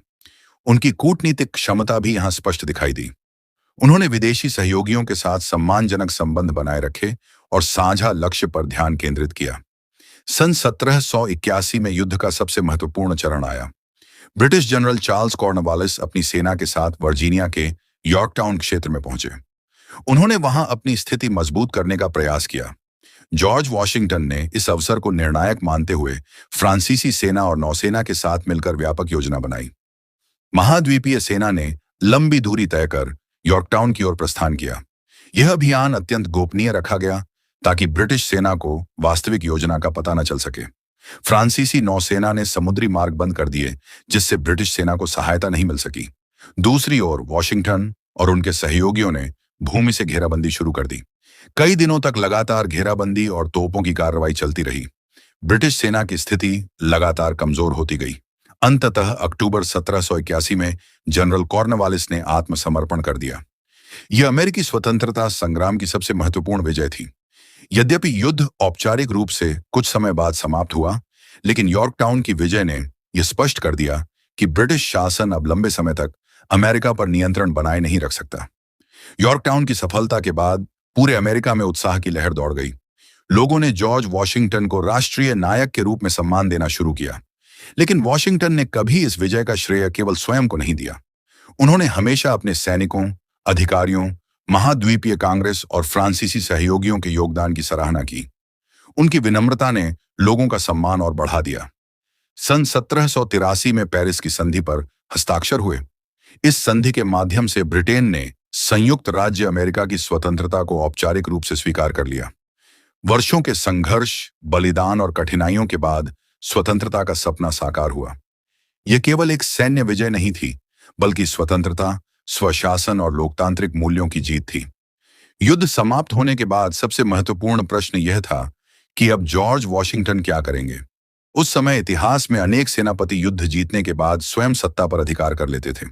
कई लोगों को आशंका थी कि वॉशिंगटन भी ऐसा कर सकते हैं, लेकिन उन्होंने ऐसा कुछ नहीं किया। दिसंबर 1783 में जॉर्ज वॉशिंगटन ने स्वेच्छा से महाद्वीपीय सेना के सर्वोच्च सेनापति का पद छोड़ दिया और अपने सभी सैन्य अधिकार महाद्वीपीय कांग्रेस को वापस सौंप दिए। यह निर्णय विश्व इतिहास में अत्यंत महत्वपूर्ण माना जाता है। उन्होंने सिद्ध किया कि उनका उद्देश्य सत्ता प्राप्त करना नहीं, बल्कि स्वतंत्र राष्ट्र की स्थापना करना था। वे सम्मानपूर्वक माउंट वर्नन लौट गए और सामान्य नागरिक का जीवन अपनाने लगे। उनके इस निर्णय ने पूरी दुनिया को प्रभावित किया। लोगों ने देखा कि एक विजयी सेनापति भी लोकतांत्रिक सिद्धांतों का सम्मान कर सकता है। उन्होंने शक्ति का त्याग करके यह संदेश दिया कि किसी भी राष्ट्र की वास्तविक ताकत उसके कानून और संस्थाएं होती है, न कि किसी एक व्यक्ति का अधिकार। सन 1783 तक जॉर्ज वॉशिंगटन केवल युद्ध के विजेता नहीं रहे। वे पूरे अमेरिका की एकता, ईमानदारी और निस्वार्थ नेतृत्व के प्रतीक बन चुके थे। उनके साहस ने स्वतंत्रता दिलाई, लेकिन उनकी विनम्रता ने उन्हें इतिहास के सबसे महान नेताओं में स्थान दिलाया। युद्ध समाप्त हो चुका था, लेकिन राष्ट्र निर्माण का कार्य अभी शुरू होना बाकी था। स्वतंत्रता प्राप्त करना एक बड़ी उपलब्धि थी, परंतु एक स्थिर, संगठित और लोकतांत्रिक राष्ट्र का निर्माण उससे भी बड़ी चुनौती थी। आने वाले अध्याय में जॉर्ज वॉशिंगटन फिर एक बार राष्ट्र के आह्वान पर आगे आएंगे और संयुक्त राज्य अमेरिका के संविधान के निर्माण तथा नए राष्ट्र की स्थापना में अपनी ऐतिहासिक भूमिका निभाएंगे। अब 8वें अध्याय में जानते हैं संविधान का निर्माण और प्रथम राष्ट्रपति बनने की यात्रा 1783 से 1789 तक। तो सन 1783 में अमेरिकी स्वतंत्रता संग्राम की समाप्ति के बाद जॉर्ज वॉशिंगटन अपने प्रिय निवास माउंट वर्नन लौट आए। कई वर्षों तक लगातार युद्ध का नेतृत्व करने के बाद वे अब शांत जीवन बिताना चाहते थे। उनका उद्देश्य खेती-बाड़ी, परिवार और अपने निजी कार्यों पर ध्यान देना था। उन्होंने कभी सत्ता या पद की इच्छा नहीं की थी। उनका मानना था कि उन्होंने अपने देश के लिए अपना कर्तव्य निभा दिया है और अब राष्ट्र के निर्वाचित प्रतिनिधियों को आगे की जिम्मेदारी संभालनी चाहिए। लेकिन स्वतंत्रता प्राप्त करने के बाद अमेरिका के सामने जो नई चुनौतियां खड़ी हुईं, उन्होंने एक बार फिर जॉर्ज वॉशिंगटन को सार्वजनिक जीवन में लौटने के लिए प्रेरित किया। युद्ध समाप्त हो चुका था, लेकिन स्वतंत्र राष्ट्र का निर्माण अभी बाकी था। 13 राज्यों ने ब्रिटेन से आजादी तो प्राप्त कर ली थी, परंतु उनके बीच मजबूत राष्ट्रीय सरकार का अभाव था। उस समय देश का प्रशासन आर्टिकल्स ऑफ कॉन्फेडरेशन नामक व्यवस्था के अनुसार चल रहा था। इस व्यवस्था में केंद्रीय सरकार को बहुत सीमित अधिकार दिए गए थे। वह राज्यों पर प्रभावी नियंत्रण नहीं रख सकती थी, कर नहीं लगा सकती थी और राष्ट्रीय स्तर पर कई महत्वपूर्ण निर्णय लागू करने में कठिनाई का सामना करती थी।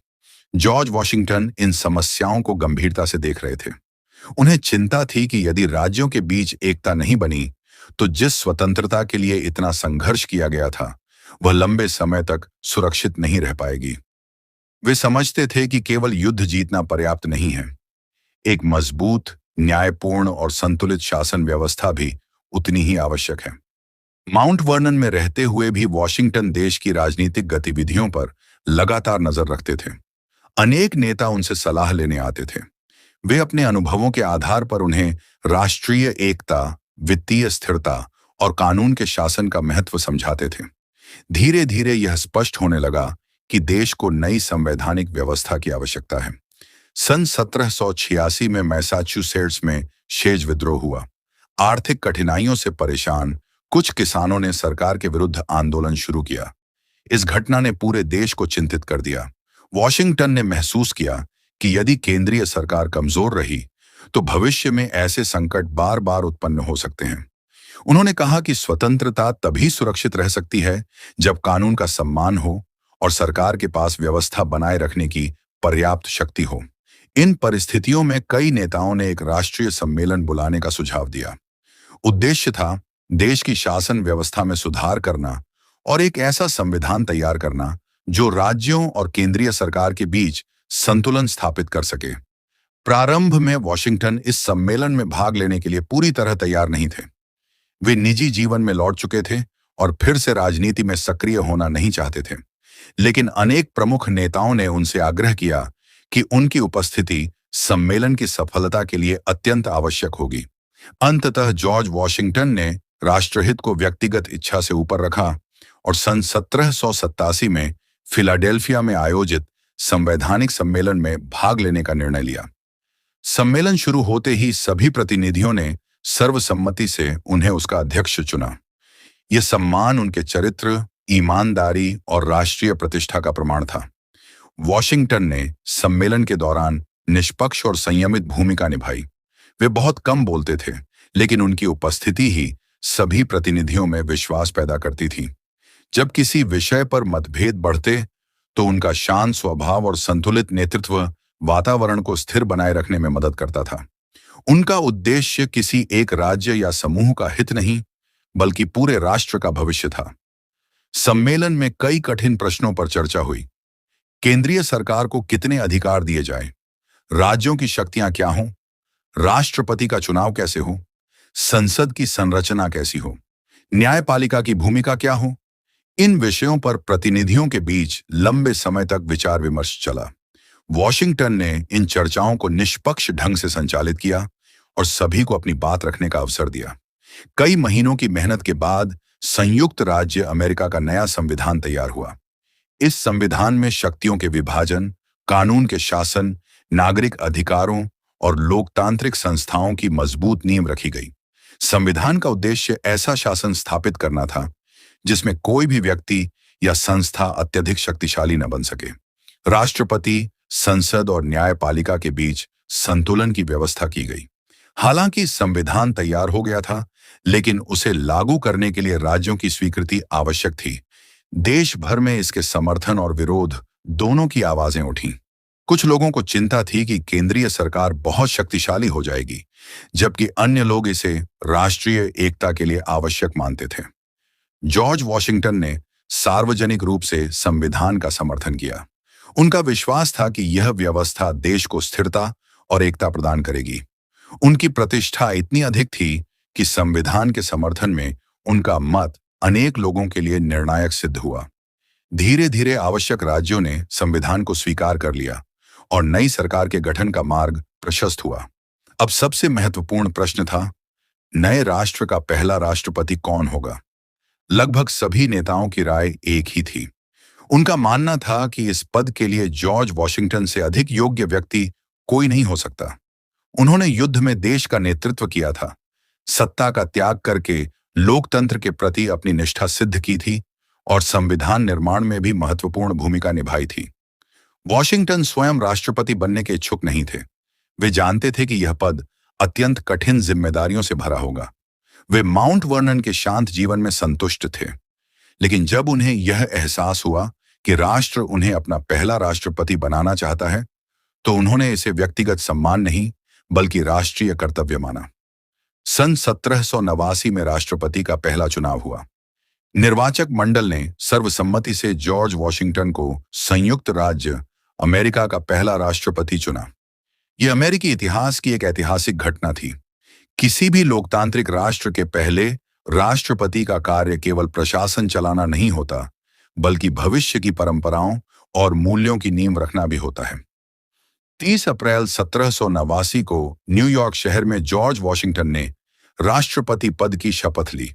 समारोह अत्यंत गरिमापूर्ण था। बड़ी संख्या में नागरिक इस ऐतिहासिक क्षण के साक्षी बने। शपथ लेने के बाद वॉशिंगटन ने विनम्रता के साथ अपना पहला संबोधन दिया। उन्होंने कहा कि वे अपनी पूरी क्षमता और ईमानदारी से राष्ट्र की सेवा करेंगे तथा संविधान की रक्षा को अपना सर्वोच्च कर्तव्य मानेंगे। राष्ट्रपति बनने के बाद उनके सामने अनेक चुनौतियां थीं। नई सरकार का ढांचा तैयार करना था, विभिन्न विभागों की स्थापना करनी थी, अधिकारियों की नियुक्ति करनी थी, न्यायपालिका की व्यवस्था विकसित करनी थी, आर्थिक प्रणाली को मजबूत बनाना था और राज्यों के बीच विश्वास बनाए रखना था। यह सब पहले कभी नहीं हुआ था, इसलिए प्रत्येक निर्णय भविष्य की परंपरा बन सकता था। वॉशिंगटन ने अपने मंत्रिमंडल में योग्य और अनुभवी व्यक्तियों को स्थान दिया। वे मानते थे कि एक सफल नेता वही है जो अपने आसपास प्रतिभाशाली लोगों को काम करने का अवसर दे। वे अलग अलग विचार रखने वाले लोगों की राय भी ध्यान से सुनते थे। अंतिम निर्णय लेने से पहले वे सभी पक्षों पर विचार करते थे।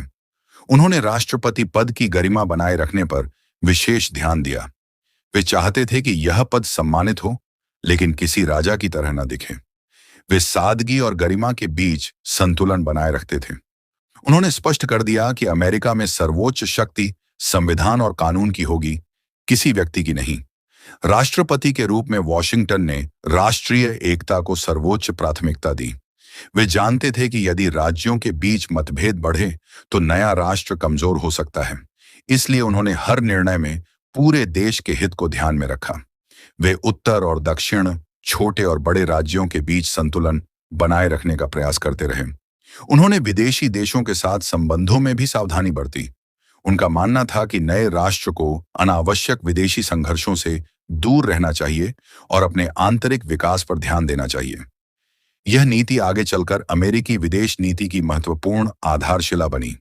जॉर्ज वॉशिंगटन के राष्ट्रपति बनने से लोगों का लोकतंत्र पर विश्वास और मजबूत हुआ। उन्होंने यह सिद्ध किया कि सत्ता सेवा का माध्यम होनी चाहिए, व्यक्तिगत महत्वाकांक्षा का नहीं। उनका व्यवहार सादगीपूर्ण था और वे हर निर्णय में राष्ट्रहित को सर्वोपरि रखते थे। सन 1789 तक जॉर्ज वॉशिंगटन की यात्रा एक किसान परिवार के बालक से लेकर स्वतंत्र अमेरिका के प्रथम राष्ट्रपति बनने तक पूरी हो चुकी थी। लेकिन उनका सबसे महत्वपूर्ण कार्य अभी शुरू हुआ था। अब उन्हें केवल स्वतंत्रता की रक्षा नहीं करनी थी, बल्कि एक ऐसे राष्ट्र का निर्माण करना था जो आने वाली पीढ़ियों के लिए स्थिर, लोकतांत्रिक और समृद्ध बन सके।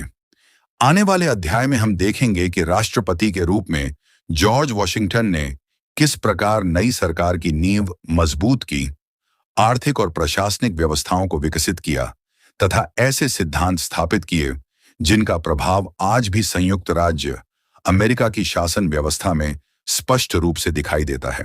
अब 9वें अध्याय में जानते हैं प्रथम राष्ट्रपति के रूप में राष्ट्र का निर्माण 1789 से 1793 तक।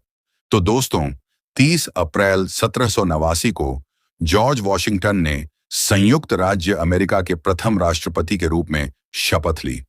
यह केवल एक नए राष्ट्रपति का पदभार ग्रहण करना नहीं था, बल्कि एक नए लोकतांत्रिक राष्ट्र की वास्तविक शुरुआत थी। स्वतंत्रता प्राप्त हुए कुछ ही वर्ष हुए थे और देश अभी भी अपनी राजनीतिक, आर्थिक और प्रशासनिक पहचान बनाने की प्रक्रिया में था। संविधान लागू हो चुका था, लेकिन उसके अनुसार सरकार को प्रभावी रूप से चलाने का कोई पूर्व अनुभव किसी के पास नहीं था। ऐसे समय में जॉर्ज वॉशिंगटन के नेतृत्व पर पूरे राष्ट्र की आशाएं टिकी हुई थीं। वॉशिंगटन भलीभांति जानते थे कि उनके प्रत्येक निर्णय का प्रभाव आने वाली पीढ़ियों तक पहुंचेगा। इसलिए उन्होंने राष्ट्रपति बनने के बाद किसी भी विषय पर जल्दबाजी में निर्णय नहीं लिया। वे प्रत्येक महत्वपूर्ण मुद्दे पर अपने सहयोगियों से सलाह लेते, विभिन्न पक्षों को सुनते और फिर सोच समझकर निर्णय करते। उनका मानना था कि लोकतंत्र में व्यक्तिगत इच्छा से अधिक संविधान और कानून का महत्व होना चाहिए। नई सरकार के सामने सबसे पहला कार्य प्रशासनिक व्यवस्था स्थापित करना था। संविधान ने सरकार की रूपरेखा तो निर्धारित कर दी थी, लेकिन विभिन्न विभागों का गठन, अधिकारियों की नियुक्ति और कार्यप्रणाली का विकास अभी होना बाकी था। वॉशिंगटन ने ऐसे लोगों का चयन किया जो अपनी योग्यता, अनुभव और ईमानदारी के लिए जाने जाते थे। उन्होंने अपने मंत्रिमंडल में विभिन्न क्षेत्रों के अनुभवी व्यक्तियों को शामिल किया। उनका विश्वास था कि एक अच्छा नेता वही होता है जो अपने आसपास योग्य लोगों को काम करने का अवसर दे। वे यह नहीं चाहते थे कि सभी लोग हर विषय पर उनसे सहमत हों। वे अलग अलग विचारों को सुनते थे, क्योंकि उनका मानना था कि स्वस्थ चर्चा से बेहतर निर्णय निकलते हैं। सरकार के प्रमुख विभागों की स्थापना इसी काल में हुई। विदेश नीति, वित्त और रक्षा से जुड़े विभागों का संगठन किया गया। साथ ही संघीय न्यायपालिका की व्यवस्था को भी मजबूत किया गया। सर्वोच्च न्यायालय की स्थापना संविधान के अनुसार की गई, ताकि कानून की व्याख्या निष्पक्ष रूप से हो सके। वॉशिंगटन ने न्यायपालिका की स्वतंत्रता का सम्मान किया और कभी भी उसके कार्यों में अनुचित हस्तक्षेप करने का प्रयास नहीं किया। राष्ट्र निर्माण की सबसे बड़ी चुनौतियों में से एक आर्थिक स्थिति थी। स्वतंत्रता संग्राम के कारण देश पर भारी वित्तीय बोझ था। अलग अलग राज्यों पर भी विभिन्न प्रकार के ऋण थे। यदि इन समस्याओं का समाधान नहीं किया जाता, तो नए राष्ट्र की आर्थिक स्थिरता खतरे में पड़ सकती थी। वॉशिंगटन ने अपने वित्तीय सलाहकारों के साथ मिलकर ऐसी नीतियों का समर्थन किया जिनका उद्देश्य राष्ट्रीय अर्थव्यवस्था को मजबूत बनाना था। उनका मानना था कि किसी भी स्वतंत्र राष्ट्र की मजबूती केवल उसकी सेना से नहीं, बल्कि उसकी आर्थिक स्थिरता से भी तय होती है। उन्होंने सरकारी वित्तीय व्यवस्था को संगठित करने और राष्ट्रीय विश्वास बढ़ाने पर विशेष ध्यान दिया। इस समय राज्यों के बीच भी अनेक मतभेद मौजूद थे। कुछ राज्य केंद्रीय सरकार को अधिक शक्तियां देने के पक्ष में थे, जबकि कुछ राज्य अपनी स्वतंत्रता को अधिक महत्व देते थे। वॉशिंगटन ने दोनों पक्षों के बीच संतुलन बनाए रखने का प्रयास किया। वे बार बार कहते थे कि राज्यों की पहचान महत्वपूर्ण है, लेकिन पूरे राष्ट्र की एकता उससे भी अधिक आवश्यक है। राष्ट्रपति के रूप में उनका व्यवहार अत्यंत सादगीपूर्ण था। वे स्वयं को किसी राजा की तरह प्रस्तुत नहीं करना चाहते थे। उन्होंने स्पष्ट कर दिया कि अमेरिका में राष्ट्रपति जनता का सेवक है, शासक नहीं। उन्होंने अपने पद की गरिमा बनाए रखी, लेकिन दिखावे और शाही परंपराओं से दूरी बनाए रखी।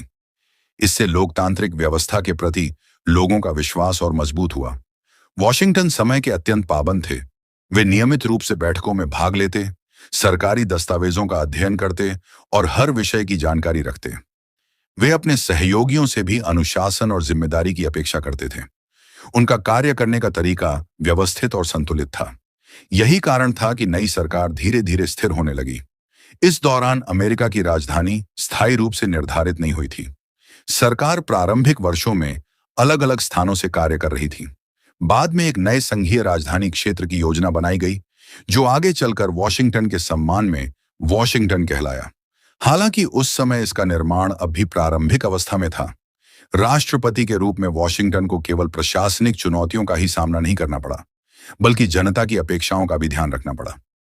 स्वतंत्रता संग्राम के बाद लोगों की आशाएं बहुत बढ़ गई थीं। वे चाहते थे कि नई सरकार न्यायपूर्ण, पारदर्शी और प्रभावी हो। वॉशिंगटन ने इन अपेक्षाओं को समझा और हर निर्णय में सार्वजनिक हित को प्राथमिकता दी। उन्होंने नागरिकों को कानून का सम्मान करने की सलाह दी। उनका मानना था कि स्वतंत्रता का अर्थ मनमानी नहीं होता। यदि प्रत्येक व्यक्ति केवल अपनी इच्छा के अनुसार कार्य करेगा, तो राष्ट्र में अराजकता फैल जाएगी। इसीलिए उन्होंने संविधान, न्यायपालिका और विधि व्यवस्था के महत्व पर लगातार बल दिया। इसी अवधि में राजनीतिक विचारधाराओं का भी विकास होने लगा। सरकार की शक्तियों, आर्थिक नीतियों और विदेश संबंधों को लेकर नेताओं के बीच मतभेद उभरने लगे। कुछ लोग मजबूत केंद्रीय सरकार का समर्थन करते थे, जबकि कुछ राज्य सरकारों के अधिकारों को अधिक महत्व देते थे। वॉशिंगटन इन मतभेदों से चिंतित थे। वे चाहते थे कि विचारों में अंतर हो सकता है, लेकिन राष्ट्रीय एकता कभी कमजोर नहीं पड़नी चाहिए। राष्ट्रपति के रूप में उन्होंने सभी पक्षों को साथ लेकर चलने का प्रयास किया। वे किसी एक समूह के नेता नहीं बनना चाहते थे। उनका उद्देश्य पूरे अमेरिका का नेतृत्व करना था। वे मानते थे कि यदि राष्ट्रपति किसी एक राजनीतिक गुट का पक्ष लेगा, तो राष्ट्र में विभाजन बढ़ सकता है। विदेश नीति के क्षेत्र में भी उन्होंने संतुलित दृष्टिकोण अपनाया। यूरोप में उस समय कई बड़े राजनीतिक परिवर्तन हो रहे थे। विभिन्न देशों के बीच संघर्ष की स्थिति बनी रहती थी। वॉशिंगटन का मानना था कि नए राष्ट्र को अनावश्यक विदेशी युद्धों से दूर रहना चाहिए।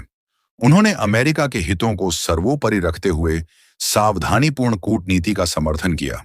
उन्होंने व्यापार को बढ़ावा देने और विदेशी देशों के साथ सम्मानजनक संबंध बनाए रखने का प्रयास किया, लेकिन किसी भी ऐसे सैन्य गठबंधन से बचने की सलाह दी जो अमेरिका को अनावश्यक युद्धों में उलझा सकता था। ये नीति बाद के कई वर्षों तक अमेरिकी विदेश नीति का महत्वपूर्ण आधार बनी रही। राष्ट्रपति के रूप में वॉशिंगटन ने देश भर की यात्राएं भी की। वे विभिन्न राज्यों में गए, लोगों से मिले और उनकी समस्याओं को समझा। उनका उद्देश्य यह दिखाना था कि संघीय सरकार केवल राजधानी तक सीमित नहीं है, बल्कि पूरे राष्ट्र की सेवा के लिए कार्य कर रही है। इन यात्राओं से जनता और सरकार के बीच विश्वास बढ़ा। वॉशिंगटन ने व्यक्तिगत ईमानदारी का भी उच्च उदाहरण प्रस्तुत किया। उन्होंने कभी अपने पद का उपयोग निजी लाभ के लिए नहीं किया। वे सरकारी धन और संसाधनों के उपयोग में अत्यंत सावधानी बरतते थे। उनका मानना था कि सार्वजनिक पद पर बैठे व्यक्ति का चरित्र पूरे राष्ट्र के लिए प्रेरणा बनना चाहिए। सन 1792 में राष्ट्रपति का दूसरा चुनाव हुआ। जनता और निर्वाचक मंडल ने एक बार फिर सर्वसम्मति से जॉर्ज वॉशिंगटन को राष्ट्रपति चुना। यह उनके प्रति देश के विश्वास का सबसे बड़ा प्रमाण था। वे दोबारा राष्ट्रपति बनने के इच्छुक नहीं थे, लेकिन उन्होंने महसूस किया कि राष्ट्र अभी भी स्थिरता के द्वार से गुजर रहा है और उनका अनुभव देश के लिए उपयोगी हो सकता है। इसीलिए उन्होंने दूसरी बार भी यह जिम्मेदारी स्वीकार की। अपने दूसरे कार्यकाल की शुरुआत तक वॉशिंगटन ने यह सिद्ध कर दिया था कि लोकतंत्र केवल संविधान लिख देने से सफल नहीं होता। उसकी सफलता ईमानदार नेतृत्व, कानून के सम्मान, संस्थाओं की मजबूती और जनता के विश्वास पर निर्भर करती है। उन्होंने इन सभी मूल्यों को अपने व्यवहार से स्थापित किया। सन 1793 तक संयुक्त राज्य अमेरिका पहले की तुलना में कहीं अधिक संगठित और स्थिर राष्ट्र बन चुका था। प्रशासनिक संस्थाएं कार्य करने लगी थीं, न्यायपालिका स्थापित हो चुकी थी, आर्थिक व्यवस्था मजबूत होने की दिशा में बढ़ रही थी और दुनिया के अन्य देश भी अमेरिका को एक स्वतंत्र राष्ट्र के रूप में गंभीरता से लेने लगे थे। जॉर्ज वॉशिंगटन ने अपने पहले राष्ट्रपति कार्यकाल और दूसरे कार्यकाल की शुरुआत में केवल सरकार नहीं चलाई, बल्कि लोकतांत्रिक परंपराओं की ऐसी नींव रखी जो आने वाली पीढ़ियों के लिए मार्गदर्शक बनी। उन्होंने सिद्ध किया कि सत्ता का उद्देश्य व्यक्तिगत गौरव नहीं, बल्कि जनता की सेवा और राष्ट्र की स्थिरता है। लेकिन उनके सामने अभी भी कई कठिन चुनौतियां थीं। यूरोप में बढ़ते युद्ध, देश के भीतर राजनीतिक मतभेद और राष्ट्रपति पद की भविष्य की परंपराएं ऐसे विषय थे जिन पर उन्हें महत्वपूर्ण निर्णय लेने थे। आने वाले अध्याय में हम देखेंगे कि जॉर्ज वॉशिंगटन ने अपने दूसरे कार्यकाल के दौरान इन चुनौतियों का सामना कैसे किया और क्यों उन्होंने स्वेच्छा से सत्ता छोड़कर लोकतंत्र के इतिहास में एक नई मिसाल कायम की। अब 10वें अध्याय में जानते हैं दूसरा राष्ट्रपति कार्यकाल, विदाई संदेश और सत्ता का स्वैच्छिक त्याग 1793 से 1797 तक। तो सन 1793 में जॉर्ज वॉशिंगटन ने संयुक्त राज्य अमेरिका के राष्ट्रपति के रूप में अपना दूसरा कार्यकाल शुरू किया। यह उनके व्यक्तिगत सम्मान का प्रमाण था कि देश ने एक बार फिर उन पर अपना विश्वास व्यक्त किया। हालांकि वे दोबारा राष्ट्रपति बनने के इच्छुक नहीं थे, लेकिन उन्हें लगा कि नया राष्ट्र अभी पूरी तरह स्थिर नहीं हुआ है और इस समय अनुभवी नेतृत्व की आवश्यकता है। उन्होंने एक बार फिर राष्ट्रहित को अपनी व्यक्तिगत इच्छा से ऊपर रखा। दूसरे कार्यकाल की शुरुआत पहले कार्यकाल की तुलना में अधिक चुनौतीपूर्ण थी। अब देश की मूल प्रशासनिक व्यवस्था स्थापित हो चुकी थी, लेकिन नई समस्याएं सामने आ रही थीं। सबसे बड़ी चुनौती विदेश नीति से जुड़ी थी। यूरोप में फ्रांस और ब्रिटेन के बीच युद्ध छिड़ चुका था। दोनों देशों की अपेक्षा थी कि संयुक्त राज्य अमेरिका उनका समर्थन करे, लेकिन अमेरिका अभी नया राष्ट्र था और वह लंबे युद्धों का भार उठाने की स्थिति में नहीं था। अमेरिकी जनता भी इस विषय पर दो भागों में बंट गई। कुछ लोग फ्रांस का समर्थन करना चाहते थे क्योंकि उसने स्वतंत्रता संग्राम के दौरान अमेरिका की सहायता की थी। दूसरी ओर कुछ लोग ब्रिटेन के साथ अच्छे व्यापारिक संबंध बनाए रखने के पक्ष में थे। यदि सरकार किसी एक पक्ष का समर्थन करती तो देश के भीतर मतभेद और गहरे हो सकते थे। जॉर्ज वॉशिंगटन ने इस कठिन परिस्थिति में अत्यंत संतुलित निर्णय लिया। उन्होंने घोषणा की कि संयुक्त राज्य अमेरिका इस यूरोपीय युद्ध में तटस्थ रहेगा। उनका मानना था कि नए राष्ट्र की प्राथमिकता अपने नागरिकों की सुरक्षा, आर्थिक विकास और राष्ट्रीय एकता होनी चाहिए। वे नहीं चाहते थे कि अमेरिका किसी ऐसे विदेशी संघर्ष में उलझ जाए जिससे देश की प्रगति रुक जाए। यह निर्णय सभी लोगों को पसंद नहीं आया। कुछ नेताओं ने इसकी आलोचना की, जबकि अन्य ने इसका समर्थन किया। लेकिन वॉशिंगटन ने लोकप्रियता के बजाय राष्ट्रहित को प्राथमिकता दी। उनका विश्वास था कि एक सच्चे नेता का कर्तव्य सही निर्णय लेना है, चाहे वह हर व्यक्ति को तुरंत पसंद आए या नहीं। इसी समय देश के भीतर राजनीतिक मतभेद भी बढ़ने लगे। अलग अलग विचारधाराओं वाले नेताओं के बीच आर्थिक नीतियों, विदेश संबंधों और केंद्रीय सरकार की शक्तियों को लेकर बहस तेज हो गई। धीरे धीरे संगठित राजनीतिक दलों का निर्माण होने लगा। वॉशिंगटन इस स्थिति से चिंतित थे। उनका मानना था कि यदि राजनीतिक मतभेद राष्ट्रीय एकता से ऊपर हो जाएंगे तो लोकतंत्र कमजोर पड़ सकता है। उन्होंने हमेशा अपने मंत्रिमंडल के सदस्यों से सहयोग की अपेक्षा की, लेकिन समय के साथ उनके प्रमुख सहयोगियों के बीच भी कई विषयों पर गंभीर मतभेद उत्पन्न हो गए। वॉशिंगटन ने इन मतभेदों को शांत करने का प्रयास किया। वे चाहते थे कि विचारों में भिन्नता होने के बावजूद सभी लोग संविधान और राष्ट्रहित को सर्वोपरि रखें। इस अवधि में पश्चिमी क्षेत्रों में भी कई समस्याएं सामने आईं। नए क्षेत्रों में बसने वाले लोगों और स्थानीय समुदायों के बीच तनाव बना रहता था। सरकार को कानून व्यवस्था बनाए रखने और सीमावर्ती क्षेत्रों की सुरक्षा सुनिश्चित करने के लिए लगातार प्रयास करने पड़े। वॉशिंगटन ने स्पष्ट किया कि सरकार का दायित्व पूरे राष्ट्र में कानून का समान रूप से पालन कराना है। सन 1794 में एक महत्वपूर्ण आंतरिक चुनौती सामने आई, जिसे इतिहास में व्हिस्की विद्रोह के नाम से जाना जाता है। कुछ किसानों ने सरकार द्वारा लगाए गए एक कर का विरोध किया और हिंसक आंदोलन शुरू कर दिया। यह नई संघीय सरकार के लिए एक कठिन परीक्षा थी। यदि सरकार कोई कार्रवाई नहीं करती तो यह संदेश जाता कि कानून का उल्लंघन करने पर भी कोई परिणाम नहीं होगा। वॉशिंगटन ने पहले शांतिपूर्ण समाधान का प्रयास किया। उन्होंने लोगों से बातचीत करने और कानून का पालन करने की अपील की। जब यह प्रयास सफल नहीं हुआ, तब उन्होंने कानून लागू करने के लिए आवश्यक सरकारी कदम उठाए। अंततः बिना बड़े रक्तपात के विद्रोह समाप्त हो गया।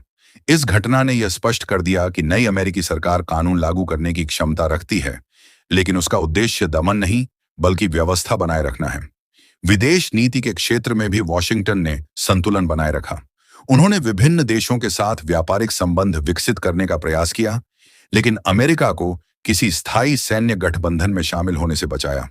उनका विश्वास था कि एक स्वतंत्र राष्ट्र को अपने निर्णय स्वयं लेने चाहिए और अनावश्यक विदेशी संघर्षों से दूरी बनाए रखनी चाहिए। राष्ट्रपति के रूप में उनका दैनिक जीवन अत्यंत अनुशासित था। वे सुबह से ही सरकारी दस्तावेजों का अध्ययन करते, मंत्रियों से चर्चा करते और महत्वपूर्ण पत्रों का उत्तर देते। वे प्रत्येक निर्णय के दीर्घकालिक प्रभाव पर विचार करते थे। उनके लिए राष्ट्रपति पद सम्मान से अधिक जिम्मेदारी का विषय था। वॉशिंगटन ने कभी अपने पद का उपयोग व्यक्तिगत लाभ के लिए नहीं किया।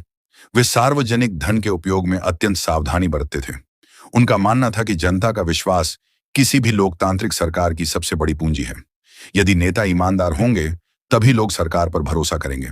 दूसरे कार्यकाल के दौरान उनकी आयु भी बढ़ रही थी। वर्षों के युद्ध, प्रशासनिक जिम्मेदारियों और लगातार सार्वजनिक जीवन ने उन्हें शारीरिक रूप से थका दिया था। वे कई बार माउंट वर्नन लौटकर शांत जीवन बिताने की इच्छा व्यक्त करते थे, लेकिन वे अपने कर्तव्यों को पूरी निष्ठा से निभाते रहे। सन 1796 तक वॉशिंगटन ने यह निर्णय कर लिया कि वे तीसरी बार राष्ट्रपति पद के लिए चुनाव नहीं लड़ेंगे। उस समय संविधान में राष्ट्रपति के कार्यकाल की कोई निश्चित सीमा नहीं थी। यदि वे चाहते तो संभवतः फिर से राष्ट्रपति चुने जा सकते थे। जनता में उनका सम्मान अत्यंत ऊंचा था, लेकिन उन्होंने सत्ता से चिपके रहने के बजाय स्वेच्छा से पद छोड़ने का निर्णय लिया। यह निर्णय विश्व इतिहास में अत्यंत महत्वपूर्ण माना जाता है।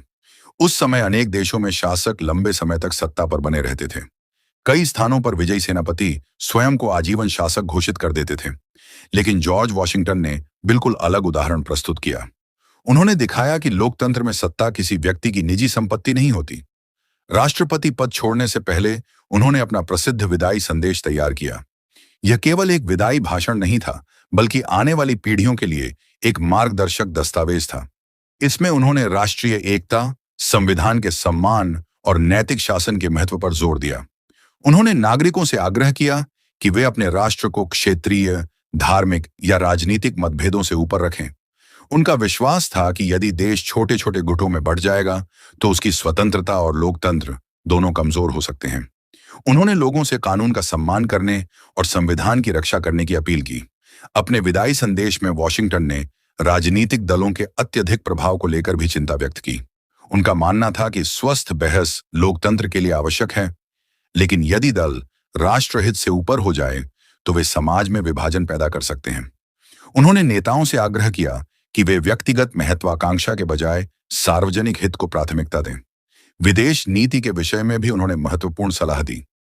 उन्होंने कहा कि अमेरिका को सभी देशों के साथ सम्मानजनक और मैत्रीपूर्ण संबंध रखने चाहिए, लेकिन ऐसे स्थायी विदेशी गठबंधनों से बचना चाहिए जो भविष्य में देश को अनावश्यक संघर्षों में उलझा दें। उनका यह विचार कई दशकों तक अमेरिकी विदेश नीति का प्रमुख आधार बना रहा। उन्होंने शिक्षा, नैतिकता और नागरिक जिम्मेदारी के महत्व पर भी बल दिया। उनका विश्वास था कि केवल अच्छे कानून पर्याप्त नहीं होते। यदि नागरिक ईमानदार, जिम्मेदार और शिक्षित होंगे, तभी लोकतंत्र सफल रहेगा। मार्च 1797 में जॉर्ज वॉशिंगटन ने राष्ट्रपति पद अपने उत्तराधिकारी को शांतिपूर्ण ढंग से सौंप दिया। सत्ता का यह शांतिपूर्ण हस्तांतरण लोकतांत्रिक इतिहास की सबसे महत्वपूर्ण घटनाओं में से एक माना जाता है। उन्होंने यह सिद्ध कर दिया कि लोकतंत्र की वास्तविक शक्ति चुनावों और संस्थाओं में होती है, किसी एक व्यक्ति में नहीं। राष्ट्रपति पद छोड़ने के बाद वे माउंट वर्नन लौट गए। वहां उन्होंने खेती, परिवार और निजी जीवन पर ध्यान देना शुरू किया। यद्यपि वे सार्वजनिक पद से दूर हो गए थे, फिर भी राष्ट्र उनसे समय समय पर सलाह लेता रहा। उनका सम्मान पूरे देश में पहले से भी अधिक बढ़ चुका था। सन 1797 तक जॉर्ज वॉशिंगटन ने केवल 2 सफल राष्ट्रपति कार्यकाल ही पूरे नहीं किए थे, बल्कि लोकतांत्रिक शासन की ऐसी परंपराएं भी स्थापित की थीं, जो आने वाले समय में अमेरिका की पहचान बन गईं। उन्होंने दिखाया कि सत्ता का उद्देश्य सेवा है, अधिकार नहीं, और सबसे महान नेता वही होता है जो समय आने पर स्वेच्छा से सत्ता छोड़ सके। उनके इस निर्णय ने पूरी दुनिया को यह संदेश दिया कि एक लोकतांत्रिक राष्ट्र की सबसे बड़ी शक्ति उसके संस्थानों, संविधान और नागरिकों के विश्वास में होती है। यही कारण है कि जॉर्ज वॉशिंगटन को केवल अमेरिका का प्रथम राष्ट्रपति ही नहीं, बल्कि आधुनिक लोकतांत्रिक नेतृत्व का एक आदर्श भी माना जाता है। अगले और अंतिम अध्याय में हम जॉर्ज वॉशिंगटन के जीवन के अंतिम वर्षों, उनके निधन, उनके स्थायी योगदान और उस विरासत का अध्ययन करेंगे जिसने उन्हें इतिहास के सबसे सम्मानित नेताओं में स्थायी स्थान दिलाया। अब 11वें अध्याय में जानते हैं अंतिम वर्ष, निधन और अमर विरासत 1797 से 1799 तक। तो मार्च 1797 में राष्ट्रपति पद छोड़ने के बाद जॉर्ज वॉशिंगटन ने सार्वजनिक जीवन से लगभग पूरी तरह दूरी बना ली और अपने प्रिय निवास माउंट वर्नन लौट आए। लगभग 25 वर्षों तक युद्ध, राजनीति और राष्ट्र निर्माण की कठिन जिम्मेदारियां निभाने के बाद अब वे शांत और सामान्य जीवन बिताना चाहते थे। उनके लिए यह केवल विश्राम का समय नहीं था, बल्कि अपने परिवार, खेती और उन कार्यों की ओर लौटने का अवसर था जिन्हें वे वर्षों से समय नहीं दे पाए थे। राष्ट्रपति पद छोड़ने के बाद भी पूरे अमेरिका में उनका सम्मान पहले जैसा ही बना रहा। लोग उन्हें अब केवल पूर्व राष्ट्रपति के रूप में नहीं, बल्कि राष्ट्र के सबसे विश्वसनीय मार्गदर्शक के रूप में देखते थे। देश के विभिन्न भागों से लोग उनसे मिलने आते थे। अनेक नेता उनसे राष्ट्रीय विषयों पर सलाह लेते थे। वॉशिंगटन हर विषय पर सावधानीपूर्वक विचार करते और केवल तब अपनी राय देते जब उन्हें लगता कि उसे राष्ट्र का हित होगा। माउंट वर्नन लौटकर उन्होंने फिर से कृषि कार्यों पर ध्यान देना शुरू किया। बचपन से ही उन्हें भूमि, खेती और प्राकृतिक संसाधनों से गहरा लगाव था। वे खेतों का निरीक्षण करते, नई कृषि पद्धतियों का अध्ययन करते और अपने कर्मचारियों के साथ मिलकर उत्पादन बढ़ाने के उपाय खोजते। उनका मानना था कि किसी भी राष्ट्र की समृद्धि का आधार केवल उद्योग या व्यापार नहीं, बल्कि मजबूत कृषि भी होती है। वे खेती को वैज्ञानिक दृष्टिकोण से देखते थे। वे भूमि की उर्वरता बनाए रखने, फसल चक्र अपनाने और प्राकृतिक संसाधनों का संतुलित उपयोग करने पर विशेष ध्यान देते थे। उस समय के अनेक बड़े भूमिधरों की तुलना में वे कृषि सुधारों में अधिक रुचि रखते थे। उनका उद्देश्य केवल अधिक उत्पादन प्राप्त करना नहीं, बल्कि भूमि को आने वाली पीढ़ियों के लिए भी सुरक्षित रखना था। अपने निजी जीवन में वॉशिंगटन अत्यंत अनुशासित थे। वे प्रतिदिन निश्चित समय पर उठते, अपने कार्यों की योजना बनाते और समय का पूरा उपयोग करते। राष्ट्रपति पद छोड़ने के बाद भी उनकी दिनचर्या लगभग वैसी ही रही जैसी सार्वजनिक जीवन में थी। वे पत्र लिखते, राष्ट्रीय समाचार पढ़ते और देश की परिस्थितियों की जानकारी रखते थे। मार्था वॉशिंगटन उनके जीवन की सबसे बड़ी सहायक बनी रहीं। कठिन युद्धों, लंबे राजनीतिक संघर्षों और राष्ट्रपति पद की जिम्मेदारियों के दौरान उन्होंने हमेशा उनका साथ दिया था। अब शांत जीवन में भी दोनों एक दूसरे के साथ अधिक समय बिताने लगे। उनका संबंध परस्पर सम्मान, विश्वास और सहयोग का उदाहरण माना जाता था। यद्यपि वॉशिंगटन सार्वजनिक पद से दूर हो चुके थे, लेकिन वे देश की स्थिति को लेकर हमेशा चिंतित रहते थे। वे चाहते थे कि अमेरिका लोकतांत्रिक मूल्यों पर आगे बढ़े और संविधान का सम्मान करता रहे। जब भी किसी राष्ट्रीय विषय पर उनकी राय मांगी जाती, वे संतुलित और व्यावहारिक सुझाव देते। इसी दौरान यूरोप में राजनीतिक परिस्थितियां लगातार बदल रही थीं। फ्रांस और ब्रिटेन के बीच तनाव बना हुआ था और उसका प्रभाव अमेरिका पर भी पड़ रहा था। कुछ अवसरों पर सरकार ने वॉशिंगटन से सलाह ली। उन्होंने हमेशा यही सुझाव दिया कि अमेरिका को अपनी राष्ट्रीय एकता बनाए रखनी चाहिए और ऐसे निर्णय लेने चाहिए जो देश के दीर्घकालिक हित में हों। सन 1798 में अमेरिका और फ्रांस के बीच संबंधों में तनाव बढ़ा। उस समय कई नेताओं ने वॉशिंगटन से अनुरोध किया कि यदि आवश्यकता पड़े तो वे फिर से सेना का नेतृत्व स्वीकार करें। यद्यपि उनकी आयु बढ़ चुकी थी और वे सक्रिय जीवन से दूर रहना चाहते थे, फिर भी उन्होंने राष्ट्र की आवश्यकता को सर्वोपरि माना। उन्होंने सीमित रूप से सैन्य तैयारी में सहयोग देने की सहमति दी। सौभाग्य से स्थिति पूर्ण युद्ध तक नहीं पहुंची और उनका सक्रिय सैन्य नेतृत्व आवश्यक नहीं हुआ। यह घटना फिर से सिद्ध करती है कि जॉर्ज वॉशिंगटन के लिए व्यक्तिगत आराम से अधिक महत्वपूर्ण राष्ट्र की सुरक्षा थी। उन्होंने जीवन के अंतिम वर्षों तक अपने देश के प्रति निष्ठा बनाए रखी। दिसंबर 1799 में एक ऐसी घटना हुई जिसने पूरे राष्ट्र को शोक में डुबो दिया। एक दिन माउंट वर्नन में अपने खेतों का निरीक्षण करते समय वे ठंडे और वर्षा वाले मौसम में लंबे समय तक बाहर रहे। अगले दिन उन्हें गले में तेज दर्द और बुखार की शिकायत हुई। उस समय चिकित्सा विज्ञान आज जितना विकसित नहीं था। उपलब्ध उपचारों के बावजूद उनकी स्थिति तेजी से बिगड़ने लगी। 14 दिसंबर 1799 की रात जॉर्ज वॉशिंगटन का निधन हो गया। उस समय उनकी आयु 67 वर्ष थी। उनके अंतिम शब्दों के बारे में व्यापक रूप से माना जाता है कि उन्होंने शांत मन से अपने जीवन का अंत स्वीकार किया। उन्होंने अपने आसपास उपस्थित लोगों के प्रति आभार व्यक्त किया और अत्यंत धैर्य के साथ अंतिम क्षणों का सामना किया। उनके निधन का समाचार पूरे अमेरिका में तेजी से फैल गया। देश भर में शोक की लहर दौड़ गई। जिन लोगों ने उनके साथ युद्ध लड़ा था, वे अपने महान सेनापति को याद कर रहे थे।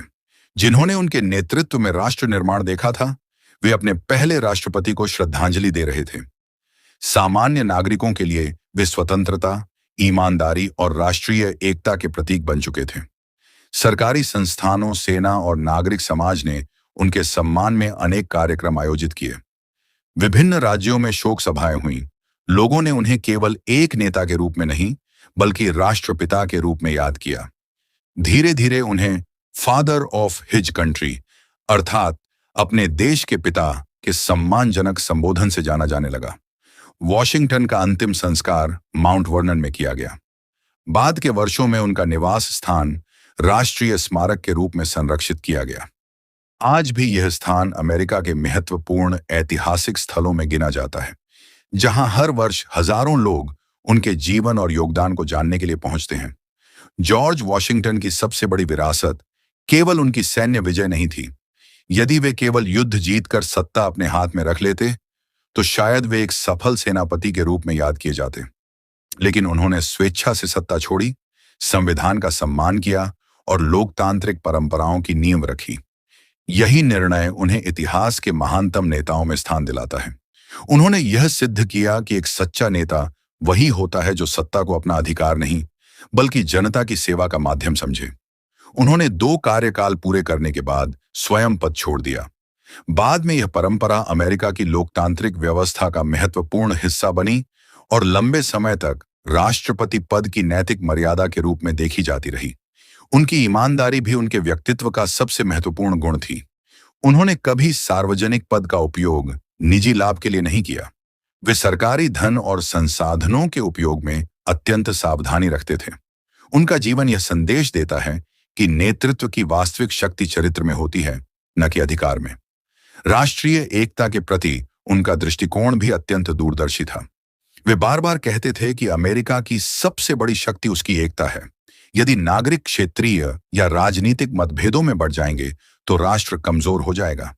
आज भी उनके ये विचार लोकतांत्रिक समाजों के लिए प्रेरणा स्रोत माने जाते हैं। विदेश नीति के क्षेत्र में भी उनकी सोच का दीर्घकालिक प्रभाव पड़ा। उन्होंने सलाह दी थी कि अमेरिका को सभी देशों के साथ सम्मानजनक संबंध रखने चाहिए, लेकिन अनावश्यक विदेशी संघर्षों से बचना चाहिए। कई दशकों तक अमेरिकी विदेश नीति में इस विचार का प्रभाव स्पष्ट दिखाई दिया।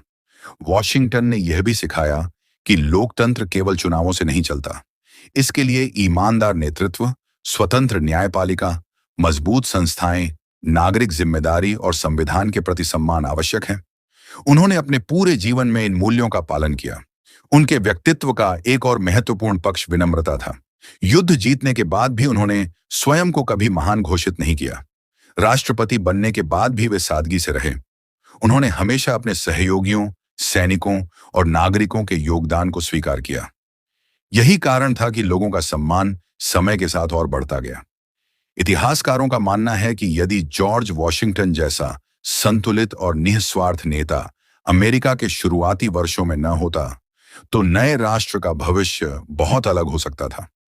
उन्होंने स्वतंत्रता संग्राम का नेतृत्व किया, संविधान के निर्माण में योगदान दिया, पहले राष्ट्रपति के रूप में लोकतांत्रिक संस्थाओं को मजबूत किया और फिर स्वेच्छा से सत्ता छोड़कर लोकतंत्र की सर्वोच्च मिसाल प्रस्तुत की। आज उनके सम्मान में अनेक स्मारक, विद्यालय, विश्वविद्यालय, संस्थान और सार्वजनिक भवन स्थापित हैं। अमेरिका की राजधानी का नाम वॉशिंगटन रखा गया, जो उनके योगदान का स्थायी प्रतीक है। उनकी प्रतिमा और चित्र आज भी अनेक सरकारी भवनों में सम्मानपूर्वक लगाए जाते हैं। वे केवल अमेरिकी इतिहास के नायक नहीं, बल्कि विश्व इतिहास में लोकतांत्रिक नेतृत्व के आदर्श माने जाते हैं। सन 1799 में उनका जीवन समाप्त हुआ, लेकिन उनके विचार, सिद्धांत और आदर्श आज भी जीवित हैं। उन्होंने यह दिखाया कि महानता केवल शक्ति प्राप्त करने में नहीं, बल्कि सही समय पर शक्ति का संयमित उपयोग करने और आवश्यकता पड़ने पर उसका त्याग करने में भी होती है। अगले और अंतिम अध्याय में हम जॉर्ज वॉशिंगटन के संपूर्ण जीवन का सार, उनके व्यक्तित्व से मिलने वाली शिक्षाओं और आधुनिक विश्व में उनकी स्थायी विरासत का विस्तृत अध्ययन करेंगे, जिससे यह समझा जा सके कि लगभग 250 वर्ष बाद भी उनका नाम सम्मान और प्रेरणा के साथ क्यों लिया जाता है। अब आखिरी और 12वें अध्याय में जानते हैं जॉर्ज वॉशिंगटन की विरासत, नेतृत्व और इतिहास में अमर स्थान। तो दोस्तों, जॉर्ज वॉशिंगटन का जीवन केवल एक व्यक्ति की जीवनी नहीं है, बल्कि यह साहस, ईमानदारी, कर्तव्य, धैर्य और नेतृत्व की ऐसी कहानी है जिसने विश्व इतिहास की दिशा बदल दी। सन 1732 में वर्जीनिया के एक साधारण परिवार में जन्म लेने वाला यह बालक आगे चलकर अमेरिकी स्वतंत्रता संग्राम का सर्वोच्च सेनापति, संयुक्त राज्य अमेरिका का प्रथम राष्ट्रपति और आधुनिक लोकतांत्रिक शासन की सबसे महत्वपूर्ण आधारशिलाओं में से एक बना। उनका जीवन इस बात का प्रमाण है कि महानता केवल जन्म या संपत्ति से नहीं मिलती, बल्कि चरित्र, परिश्रम और सही निर्णयों से प्राप्त होती है। जब जॉर्ज वॉशिंगटन का जन्म हुआ, तब किसी ने कल्पना भी नहीं की होगी कि एक दिन वही व्यक्ति एक नए राष्ट्र के निर्माण में केंद्रीय भूमिका निभाएगा। बचपन में उन्होंने कठिन परिस्थितियों का सामना किया। पिता की मृत्यु के बाद परिवार की जिम्मेदारियां बढ़ गईं। औपचारिक शिक्षा सीमित थी, लेकिन उन्होंने स्वयं अध्ययन किया, प्रकृति से सीखा और अपने अनुभवों को जीवन की सबसे बड़ी पाठशाला बनाया। यही सीख आगे चलकर उनके नेतृत्व की सबसे बड़ी ताकत बनी। युवा अवस्था में सर्वेक्षक के रूप में काम करते हुए उन्होंने भूमि, प्रकृति और लोगों को निकट से समझा। जंगलों और सीमावर्ती क्षेत्रों की कठिन यात्राओं ने उन्हें साहसी और आत्मनिर्भर बनाया। बाद में फ्रांसीसी और भारतीय युद्ध के दौरान उन्होंने सैन्य जीवन का अनुभव प्राप्त किया।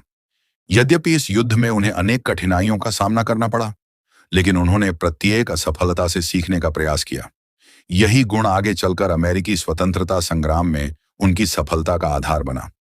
स्वतंत्रता संग्राम के दौरान वॉशिंगटन ने जिस धैर्य और नेतृत्व का परिचय दिया, वह विश्व इतिहास में विशेष स्थान रखता है। उनके सामने दुनिया की सबसे शक्तिशाली सैन्य ताकतों में से एक ब्रिटिश सेना थी। दूसरी ओर उनकी अपनी सेना संसाधनों की कमी, सीमित प्रशिक्षण और आर्थिक कठिनाइयों से जूझ रही थी। फिर भी उन्होंने कभी अपने उद्देश्य से समझौता नहीं किया।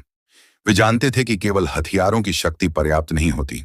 सैनिकों का विश्वास, जनता का समर्थन और नेतृत्व की दृढ़ता भी विजय के लिए आवश्यक होती है। उन्होंने युद्ध के दौरान अनेक कठिन निर्णय लिए। कई बार उन्हें पीछे हटना पड़ा, कई बार लंबे समय तक संघर्ष करना पड़ा और कई बार अत्यंत कठिन परिस्थितियों में अपने सैनिकों का मनोबल बनाए रखना पड़ा। वैली फोर्ज की कठोर सर्दियों में उन्होंने अपने सैनिकों के साथ वही कष्ट सहन किए जो सामान्य सैनिक झेल रहे थे। इससे उनके और सेना के बीच विश्वास का संबंध और मजबूत हुआ। यॉर्कटाउन की विजय ने अमेरिकी स्वतंत्रता संग्राम को निर्णायक दिशा दी, लेकिन वॉशिंगटन की सबसे बड़ी उपलब्धि केवल यह सैन्य विजय नहीं थी। उससे भी अधिक महत्वपूर्ण उनका वह निर्णय था जब उन्होंने युद्ध समाप्त होने के बाद स्वेच्छा से सेना की सर्वोच्च कमान छोड़ दी। इतिहास में अनेक विजयी सेनापति स्वयं शासक बन गए, लेकिन वॉशिंगटन ने लोकतंत्र और नागरिक शासन को प्राथमिकता दी। इस निर्णय ने उन्हें केवल महान सैनिक नहीं, बल्कि महान लोकतांत्रिक नेता भी बना दिया। संविधान निर्माण में उनकी भूमिका भी अत्यंत महत्वपूर्ण थी। उन्होंने संवैधानिक सम्मेलन की अध्यक्षता करते हुए सभी प्रतिनिधियों के बीच विश्वास और संतुलन बनाए रखा। वे जानते थे कि स्वतंत्रता तभी स्थायी होगी जब राष्ट्र के पास मजबूत और न्यायपूर्ण संविधान होगा। उन्होंने संविधान का समर्थन किया और उसके माध्यम से राष्ट्रीय एकता को मजबूत करने का प्रयास किया। संयुक्त राज्य अमेरिका के प्रथम राष्ट्रपति के रूप में वॉशिंगटन के सामने कोई पूर्व उदाहरण नहीं था। उन्हें स्वयं यह तय करना था कि राष्ट्रपति पद की मर्यादा क्या होगी, सरकार कैसे कार्य करेगी और लोकतांत्रिक संस्थाओं को कैसे मजबूत बनाया जाएगा। उन्होंने प्रत्येक निर्णय अत्यंत सावधानी से लिया। उन्होंने योग्य सहयोगियों का चयन किया, न्यायपालिका का सम्मान किया और संविधान को सर्वोच्च स्थान दिया। उनकी सबसे महत्वपूर्ण उपलब्धियों में से एक यह थी कि उन्होंने राष्ट्रपति पद को सेवा का पद बनाया, शक्ति का नहीं। उन्होंने कभी स्वयं को राजा जैसा प्रस्तुत नहीं किया। वे सादगी, अनुशासन और जिम्मेदारी के साथ कार्य करते रहे। उन्होंने यह सिद्ध किया कि लोकतंत्र में सबसे ऊंचे पद पर बैठा व्यक्ति भी कानून से ऊपर नहीं होता। 2 कार्यकाल पूरे करने के बाद उनका स्वेच्छा से राष्ट्रपति पद छोड़ना आधुनिक लोकतंत्र के इतिहास की सबसे प्रेरणादायक घटनाओं में से एक माना जाता है। उस समय संविधान में कार्यकाल की कोई सीमा निर्धारित नहीं थी। यदि वे चाहते तो लंबे समय तक राष्ट्रपति बने रह सकते थे, लेकिन उन्होंने स्वयं सत्ता छोड़कर यह संदेश दिया कि लोकतंत्र व्यक्तियों पर नहीं, बल्कि संस्थाओं और संविधान पर आधारित होना चाहिए। उनका प्रसिद्ध विदाई संदेश आज भी नेतृत्व और शासन के अध्ययन में महत्वपूर्ण माना जाता है। इसमें उन्होंने राष्ट्रीय एकता, संविधान के सम्मान, नैतिक नेतृत्व, शिक्षा, कानून के शासन और विदेशी संघर्षों से सावधानी बरतने की सलाह दी। उनके कई विचार आज भी उतने ही प्रासंगिक हैं जितने 18वीं शताब्दी में थे। जॉर्ज वॉशिंगटन के व्यक्तित्व का सबसे प्रभावशाली पक्ष उनकी ईमानदारी थी। वे अपने शब्दों और कार्यों में पारदर्शी थे। उन्होंने कभी सार्वजनिक पद का उपयोग निजी लाभ के लिए नहीं किया। उन्होंने सरकारी धन और संसाधनों के उपयोग में अत्यंत सावधानी बरती। उनका मानना था कि जनता का विश्वास किसी भी सरकार की सबसे बड़ी पूंजी है। यही कारण है कि उनके विरोधी भी उनके चरित्र का सम्मान करते थे। उनकी विनम्रता भी असाधारण थी। वे अपनी सफलताओं का श्रेय अपने सैनिकों, सहयोगियों और नागरिकों को देते थे। उन्होंने कभी स्वयं को राष्ट्र से बड़ा नहीं माना। उनका विश्वास था कि कोई भी नेता तभी सफल होता है जब वह जनता के विश्वास को बनाए रख सके। आज अमेरिका की राजधानी वॉशिंगटन डीसी उनके सम्मान में नामित है। देश भर में उनके स्मारक, प्रतिमाएं और ऐतिहासिक स्थल उनके योगदान की याद दिलाते हैं। माउंट वर्नन आज भी एक महत्वपूर्ण ऐतिहासिक धरोहर है, जहां दुनिया भर से लोग उनके जीवन को समझने आते हैं। उनके चित्र अमेरिकी मुद्रा, डाक टिकटों और अनेक सरकारी संस्थानों में सम्मानपूर्वक प्रदर्शित किए जाते हैं। इतिहासकार जॉर्ज वॉशिंगटन को केवल अमेरिका का प्रथम राष्ट्रपति नहीं, बल्कि आधुनिक लोकतांत्रिक नेतृत्व का आदर्श मानते हैं। उन्होंने सिद्ध किया कि नेतृत्व का उद्देश्य व्यक्तिगत प्रसिद्धि नहीं, बल्कि समाज और राष्ट्र की सेवा होना चाहिए। उन्होंने सत्ता प्राप्त की, लेकिन उससे अधिक सम्मान सत्ता का त्याग करके अर्जित किया। उनके जीवन से अनेक महत्वपूर्ण शिक्षाएं मिलती हैं। पहली शिक्षा यह है कि कठिन परिस्थितियां व्यक्ति को मजबूत बनाती हैं। दूसरी शिक्षा यह है कि ईमानदारी और चरित्र किसी भी नेता की सबसे बड़ी शक्ति होते हैं। तीसरी शिक्षा यह है कि धैर्य और अनुशासन के बिना कोई भी बड़ा लक्ष्य प्राप्त नहीं किया जा सकता। चौथी शिक्षा यह है कि राष्ट्र की एकता व्यक्तिगत या राजनीतिक मतभेदों से अधिक महत्वपूर्ण होती है। पांचवी शिक्षा यह है कि लोकतंत्र तभी सफल होता है जब नेता स्वयं कानून और संविधान का सम्मान करें। जॉर्ज वॉशिंगटन का जीवन यह भी सिखाता है कि सच्चा नेतृत्व केवल युद्ध जीतने में नहीं, बल्कि शांति स्थापित करने में भी होता है। केवल शक्ति प्राप्त करना महानता नहीं है। सही समय पर उस शक्ति का संयमित उपयोग और आवश्यकता पड़ने पर उसका त्याग करना ही वास्तविक महानता है। आज उनके जन्म के लगभग 3 शताब्दियों बाद भी दुनिया भर के इतिहासकार, राजनीतिक विचारक और नेतृत्व विशेषज्ञ उनके जीवन का अध्ययन करते हैं। उनके निर्णयों का विश्लेषण किया जाता है और उनके सिद्धांतों को आधुनिक शासन व्यवस्था में समझने का प्रयास किया जाता है। यह उनकी स्थायी विरासत का सबसे बड़ा प्रमाण है। जॉर्ज वॉशिंगटन का नाम केवल अमेरिकी इतिहास तक सीमित नहीं है। वे उन विश्व नेताओं में गिने जाते हैं जिन्होंने अपने देश के साथ साथ लोकतंत्र, संवैधानिक शासन और जिम्मेदार नेतृत्व की वैश्विक अवधारणा को भी मजबूत किया। उनकी कहानी हर उस व्यक्ति के लिए प्रेरणा है जो ईमानदारी, कर्तव्य और सेवा के मार्ग पर चलना चाहता है।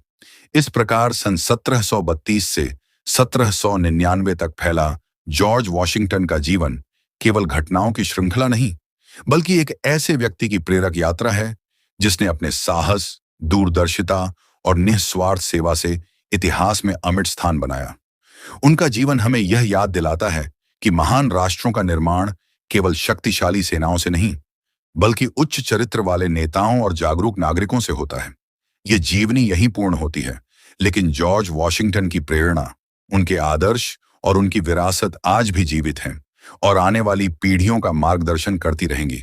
तो दोस्तों, अंत में आशा करता हूं कि आपको जॉर्ज वॉशिंगटन की बायोग्राफी आई बुक पसंद आई होंगी और आपको कुछ न कुछ प्रेरणा, जानकारी और सीख मिली होंगी। आपका कीमती समय देने के लिए दिल की गहराइयों के साथ बहुत बहुत धन्यवाद।